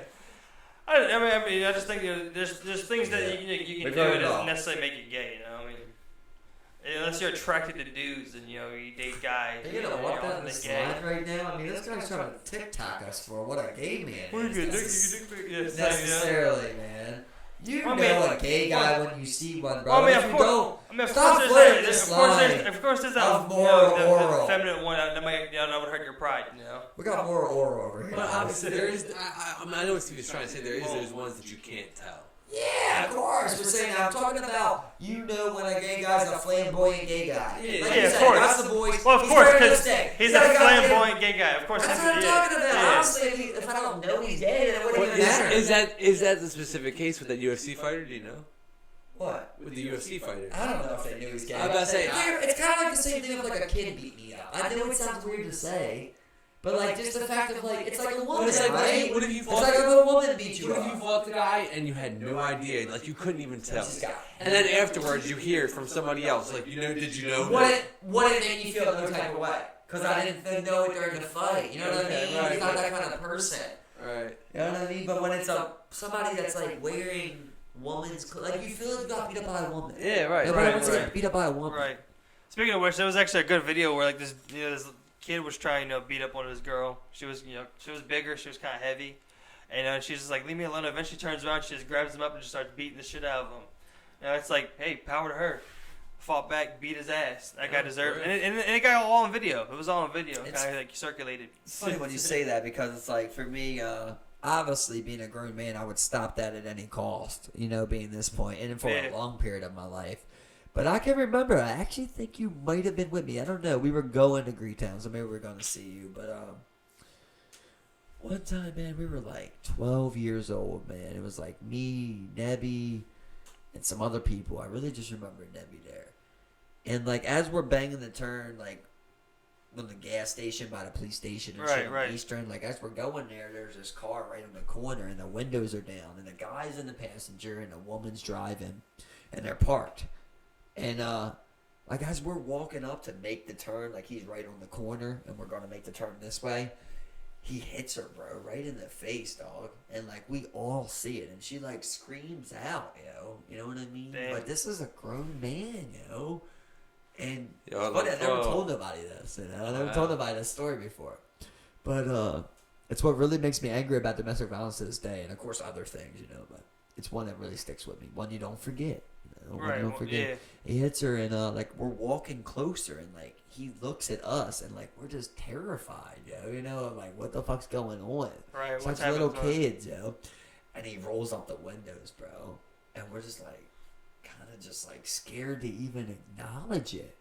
You know what I mean? And we're just like looking back, like, what do we even do? Especially as kids. Yeah, as kids. Especially as children, Yeah, we're like 12 years old, bro. We're not even 13 years old. I knew that for sure. Yeah. Like, I was a kid. Yeah, exactly. And you see that, and we're like, do we call the cops? We didn't even have cell phones, though. Right. Like, nobody had cell phones. It was like, fuck, you just kind of think, like, as a kid, you're stupid. You think, well, maybe you should do something about it. Like, but I just always remember that, man. Like, such a sad one. I've only seen a couple acts of domestic violence. Yeah, I've only come across, like one or two. I haven't experienced it a lot. But I mean, like I've like seen the after effects. I've been at near the after effects. I remember last time when I heard dude my mom was staying with hit me and my nephew, and I remember dude Brian Smith. Shouts out to them. I just drove him down there, and then just roughed the guy up a little bit. I mean, Did you guys fuck him up? Yeah, just roughed him up a little bit. I mean, it was just like Steve like to the something, bank, bro. Like, I hear it listening, man. I hear it.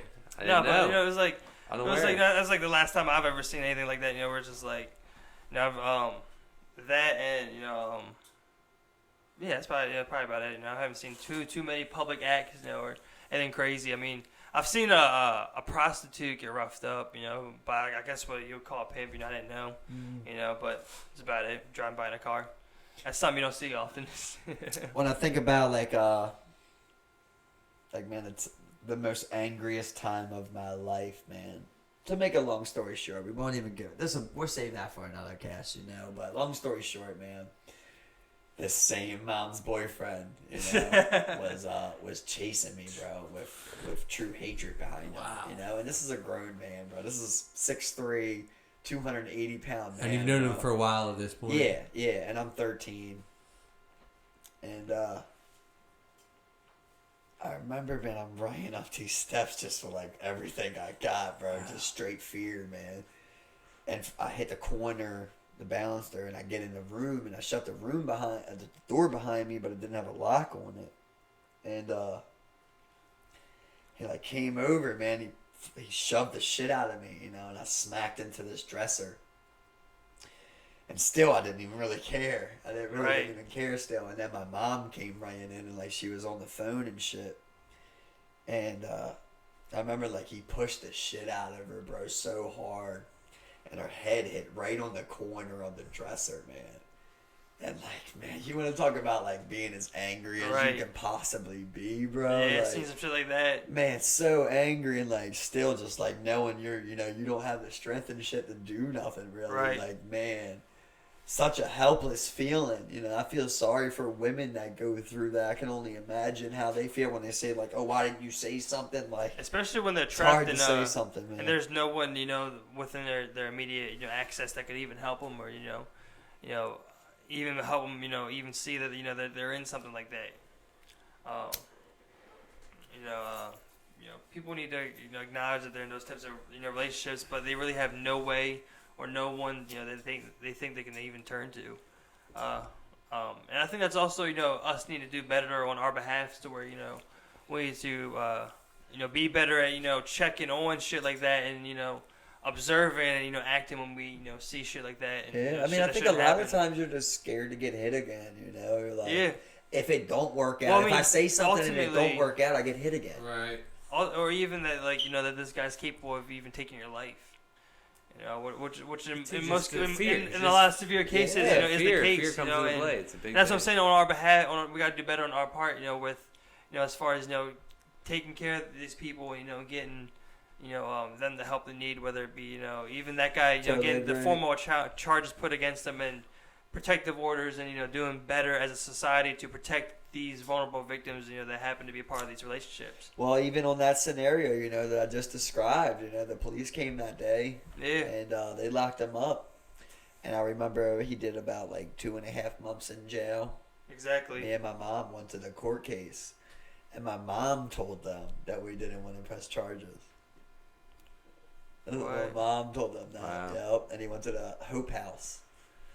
He went to that was my dad. He went to the Salvation Army. Did like a couple more months, then he got out. Like on nothing, basically nothing, because she didn't want to press charges. Exactly, she did not want to press. So I mean, we also have to look at the women and say, when you have a chance to step up, you got to do it. It's hard to do, but you got to do it. You got to push hard. And I mean, even from there, like take those self-defense classes. Take that martial arts training.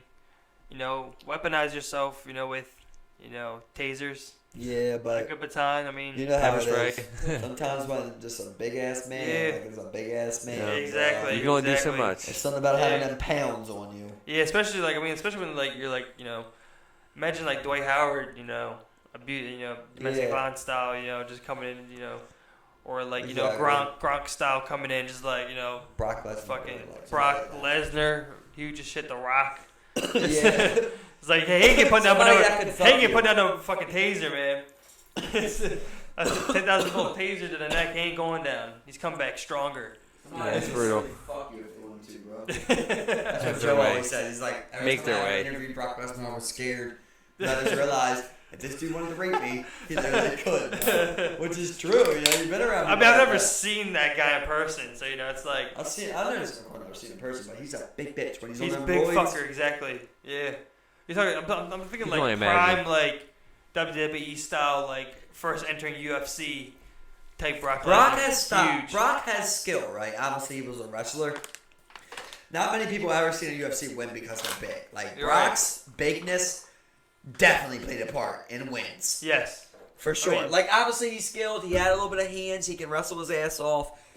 But his bigness of like when he beat Frank Mir, like he literally stayed on top of him and just hit him with these, bro. And like eventually, like these, it was like 2-inch hammer fists for 3 rounds, and just his face just eventually bloomed up and just couldn't get up. But I mean, like Bill's Brock Lesnar, those are hard. Those little 2-inch punches. Those are hammers. They are hammers. The biggest gloves ever in the UFC, custom made gloves. Is that the truth? That's what it is. That's right. I mean, they custom made gloves for him. Yeah, how tall is he? He's pretty huge. He's what is it, 6'7"? I don't think he's that huge. No, 6'5". He might be about 6'5". Yeah. Something like that. Yeah, but He's that's just still tall. cocky That's still bitch. tall, yeah. But I mean, like people like LeBron James, like dwarfs someone when they stand next to him, like Yeah, Shaquille O'Neal, even. Exactly, but like Brock would fuck LeBron up in a fight. Sorry, people, but he would. Oh yeah, I think I have no problem with that. Wouldn't But I mean, I think if LeBron Maybe trained, anybody in the NBA. well, if LeBron trained as much as Brock trained, had the same training background. Well, I guess if he was wrestling all his life, he could. Yeah, he would be bigger. I think it'd be a better matchup. Yeah, But right now, it's LeBron, like he could probably train for 10 years. Brock could probably fight him when he's 50 and win. Yeah. Just take him down. We got them extra years on him, Yeah. You put it even When you got matchup, 10 I think extra LeBron years James, on someone, man. And again, you could have 10 years of different, more experienced training too. He could get it faster than. Well, that's what I'm saying. Just on wrestling, that's what I'm saying. Like, obviously, you could go train 10 years striking, be a badass striker, and knock Brock Lesnar around. That's possible, but you're never going to out wrestle him if you're just starting. If the UFC wants to do any celebrity fight, I kind of want to do Wiz Khalifa, Snoop Dogg. They would never fight. I know, right? What is a celebrity fight though that you want to see? The two lankiest dudes. Celebrity fight I want to see? It's like a good celebrity fight, bro. Listen, how about you name someone, and I'll name someone to fight him. Gordon Ramsay. Oh. So I'm thinking Gordon Bobby Ramsay. Flay. Probably up this other chef. Of course, that I felt like that was the easy way out though. I didn't want to go Another another chef. I didn't want to go another chef. Right. Cook off. Though. Right. You could always go It's a rivals. cook-off now. You could always go rivals or opponents. Exactly. You know what I mean? Exactly. You could always do That's that. a real rival. But give me anybody. Give me some real. You know what I mean? I want to see Gordon Ramsay fight. A good fight, a solid fight, a nice fight. I know. I'm not trying to go too hard. Right. I was thinking too hard. You don't want to give a brutal opponent. You don't want to give, or a light opponent. You don't want to give a nice Okay. I want to see Gordon Ramsay fight Michael Cera. I would take Gordon. Michael Cera's kind of crazy. Michael Cera on coke though. He's kind of crazy. Yeah, he's a little crazy just a little bit. Didn't Gordon Ramsay have that coke problem? But I mean, Gordon Ramsay. I feel like Gordon Ramsay's forearm is probably This one Hell's Kitchen I They're watched, probably fucking rocks, boulders. His forearms. Dog. This one Hell's Kitchen I watched, there was this black bitch that was on there cooking her ass off, bro. Made some good ass fucking food. She was fucking people. She fucked everybody up, dog. Yeah. She ended up winning. They didn't let her fucking win because she fucking tested dirty for coke, yo. What? Yo, they didn't let her win none of the shit, bro. They didn't give her They're the like disqualified. contract. They didn't give her the job or nothing. I was like, are you That's kidding me, bro? This girl's clearly showing. She was levels above the competition. Like levels. It wasn't close. It wasn't close. Okay. You know, the next one was half of her. I don't care if she was on heroin, bro. This girl can cook. You can do something with that. This is her dream. Yeah. This is her dream. You let her fucking live it, man, until she proves otherwise. Right? That Has she she can't do fucked it. up? Has she fucked She's up? cooking bomb ass food. She's blowing shit out the water. You give her a fucking chance, man. Oh yeah, 100%. I thought that was some real sketchy shit. Yeah, that's how those people are looking at them. I mean, Yeah, any way of to course. cop out of giving them anything. Meanwhile, what? Are you gonna give it to the white bitch that fucking came in second? You know what I mean? Because she tested positive for coke. Is it about skill or what the fuck? It's not. Well, I is mean, it I a don't performance enhancer? The fuck, man? No, I don't. Right? What if I they don't- were all shit and sure she was the only one that was Well, I good? mean, What if she had a script of oxys that she was prescribed? Well, I mean, look at you can really say that about any company. Yeah. Why would they You're right, disqualify? though. What if they all are? Why would they disqualify someone for a dirty drug test? In any aspect of if you were like It's something be about- like 'cause an one- accountant, maybe make it You don't wanna publicly cook up known. a Still talent, make you know? it, but just make it publicly known. That's One it. one time, right, and then still have the job. Yeah, and right, give everything. exactly, He had yep. to say she failed the drug test. It's a man, so you don't even have to be publicly known. And from here, whatever But- happens is up to you. But on you one of his restaurants, he went to his employee's bathroom. oh, shit, Or no, it was yeah. it was one of the restaurant. He went to a restaurant that he was like fixing up. He went to employee's bathroom and he did a Coke swab on top of the Found it. toilets. Everyone came up with Coke on it. Wow. Like tons of Coke too, like dark coloring. Yeah, I think he's They're talking all about doing that restaurant industries, man. Yeah, I think he's talking about the chefs Pe- having a lot huge of people coke are problems. in the It's like restaurant- a big thing. A lot of people are in the restaurant industry because they can do drugs. Yeah, because there's no drug testing. Yeah. There's nothing to do. And you can make good money. It's Yeah. fun. And you just work all day. And then you come That off. You do sounds coke. You come off and do a bunch of You coke. do Coke at work. Yeah, you do coke at work, and then you get off and you chill out and do a bunch more coke. Some oxys. nice life, huh? I'm definitely glad that we never rambled down that road. You know, Well, of, hard drugs. hard drugs, but mainly pills. You know, a lot of people fell victim to pills. Yeah, I'm glad that none of us were ever like, "Hey, you guys want to throw up on a 30?" Right. Which we could have said. You know what I mean? But we didn't. Yeah, you know, it's we were like more interested in getting some e-pills for $10. If you ask a lot of people, not from $20. What am I talking? not from like Baltimore, but like from like Pennsylvania or like from like Ohio, like like it would be like how many people fell victim to pills. They might know one or two, but like I've known a lot of fucking people that fell victim to some goddamn pills. People that were on top of the world. Yeah, like I'm thinking like back in like I'm like 14, 15. It's like this dude like seemingly runs the neighborhood, pillhead. It's like Yep. Type of deal. That stuff never lasts though. Yeah, it always comes and goes, don't it? Yeah, that the pills or the people in the neighborhood. The people, Yeah, the people. Yeah. You can't have. There's not many people that have an addiction and be successful. Yeah. But it's funny because there's certain people like I always talk about. Like, you think there's not a spot in this world for junkies? You're lying to yourself. If you want to talk about like legal slave labor, you're talking about a junkie, brother. Okay. Now, what you want to do is don't worry about hiring illegal immigrants, okay? You don't even got to dabble down that road for cheap labor. Just go find yourself a couple proper junkies. You give them enough money to get high. You let them live in the houses they're working on. You got cheapest laborers to get. That's how me and my dad used to be. When I was a kid, I actually got to see a lot of nice places because of that, They would hire him to paint an entire house. And, I get to use, like, the jet jacuzzi, or rooftop patio or shit like that. So it was cool. Yeah, but really, it was just an abandoned house that my dad was hired to paint for, it would be like $200 a week, bro. My dad would do 2-3 bags of heroin. And I swear to God, bro, paint the fuck out of this house. Get that, like... Dog, no tape. You know what I mean? Just up on the top, trimming the fuck out of it perfectly, like... It was just in him.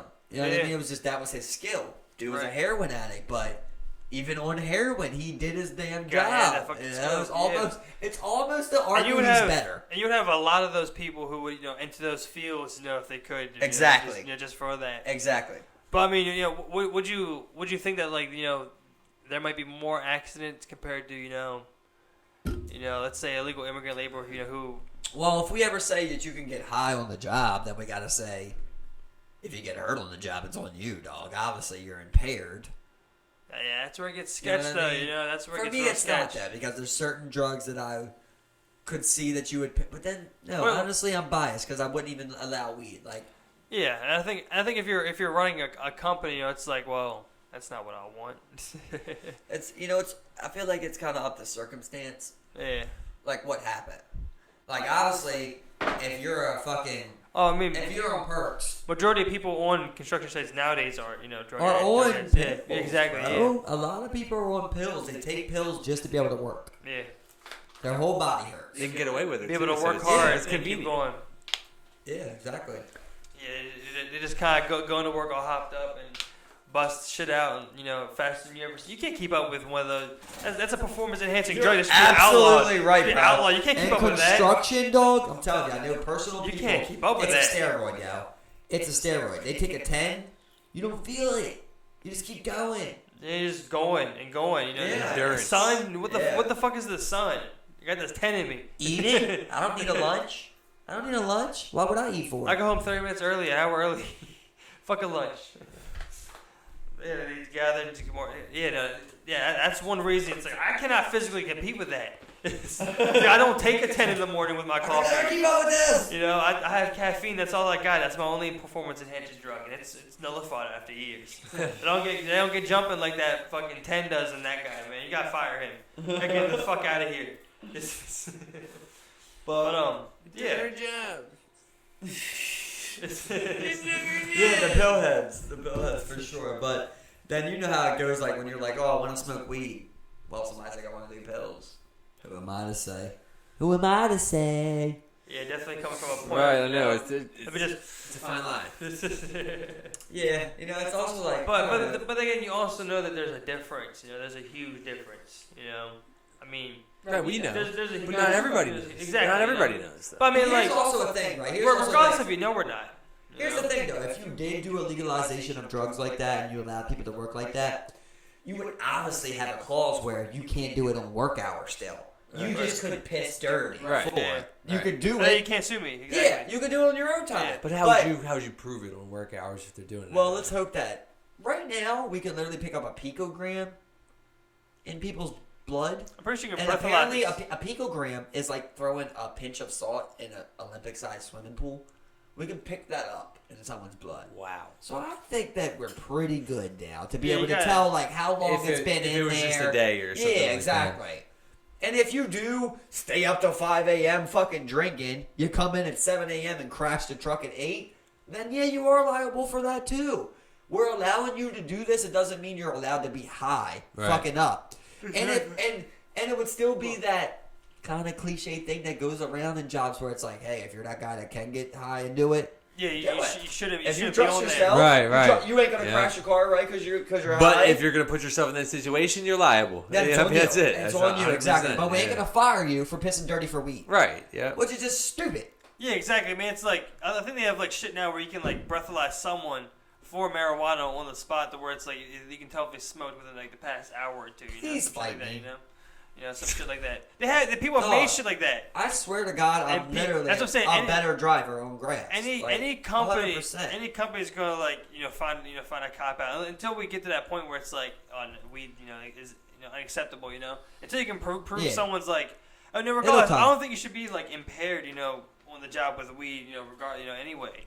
I don't think It would be a anybody- thing where if you do it, it's on you. Like we were Yeah. saying, you Yeah. do it, it's on you. But no, we obviously can't. Because I know some dumbass people that get high. Yep, Like exactly. I can say, oh, I that's feel when like they I'm ruin it. perfectly good. That's but why they ruin it for everybody. Yeah. I know And they people. do. I know people who go out to the I used to work with someone. You smoke a bowl and before they come into work every morning. They were the fucking shit. You could fucking they were one of those workers that could do that and work their fucking ass off and That's how I feel. I mean exactly there are people like that. I think with driving, especially like when I think That's about when I different. drive sober, man, I'm always ready to speed. Like I can't wait. But when I smoke a nice blunt or I got Just a blunt to chilling. smoke and drive, I'm like, I'll go 65. Yeah. I'll go 65. That's what you got there? Okay, I'll put some music on. I'm just gonna take a nice 20-minute drive. I'm gonna smoke this blunt. Like I'm okay. Yeah, and the only thing that really fucks with me when I'm smoking and driving like that is, the stigma of smoking and driving. That's the only thing fucking with me at that moment where it's like, if I do crash this car, it's like, well, fuck me. You know what they're gonna say? I was on that marijuana. No, you gotta start to get to that point where like you're just overthinking something, like or a bunch of things, right? And then you just gotta like literally you go like, Steve, calm down, or you go like, Jeff, calm down. Oh yeah, you gotta literally be like, yo, you gotta grab yourself. calm down, bro. You're Right. you gotta be like, you're okay. Like you have to tell yourself, Oh, you're yeah. okay, bro. Yeah. Like even if everything you're worried about right now, even if it goes as worse as it possibly can, you're Right. okay. Yeah, Right. you're You're doing not alright. facing It's jail fine. time. Right. You're yeah. not about to be homeless. Or you're not in jail. Exactly. You know what I mean? Like you're okay, bro. You're stressing over the dumbest little shit, man. Yeah. It always come to that point where it's like, you feel that shit, you feel it getting you down, and it's like, you find a way to just be like, fuck that shit, that shit does not bother me at all, I shouldn't let it bother me. But, And then it creeps back up. people are people, 45 exactly, minutes later, in the back of your head, stop! exactly, no, I wasn't ready. stop screaming. Okay, maybe I have voices in my head, who knows, maybe we're talking a little deep now. They haunt you forever. I don't have voices in my head, I'm just saying. We all have a little voice in our head. And on that note, boys, it's been another great one. Cheers. We're running up on that 120-minute mark. Yeah, it was a good time. Once you get up there, you gotta know when to save some. You know what I mean? Yeah. You keep a bullet in the chamber. Save some juice. Right, I was gonna say we gotta keep this juice for later. I'm Yeah, also I like it. extremely hungry. That's what I'm learning on these casts is that I have to eat more Oh, I'm before I starving. start. Starving. Yeah, exactly. But on that note, I guess Stomach we're pains, out. people. I guess we out.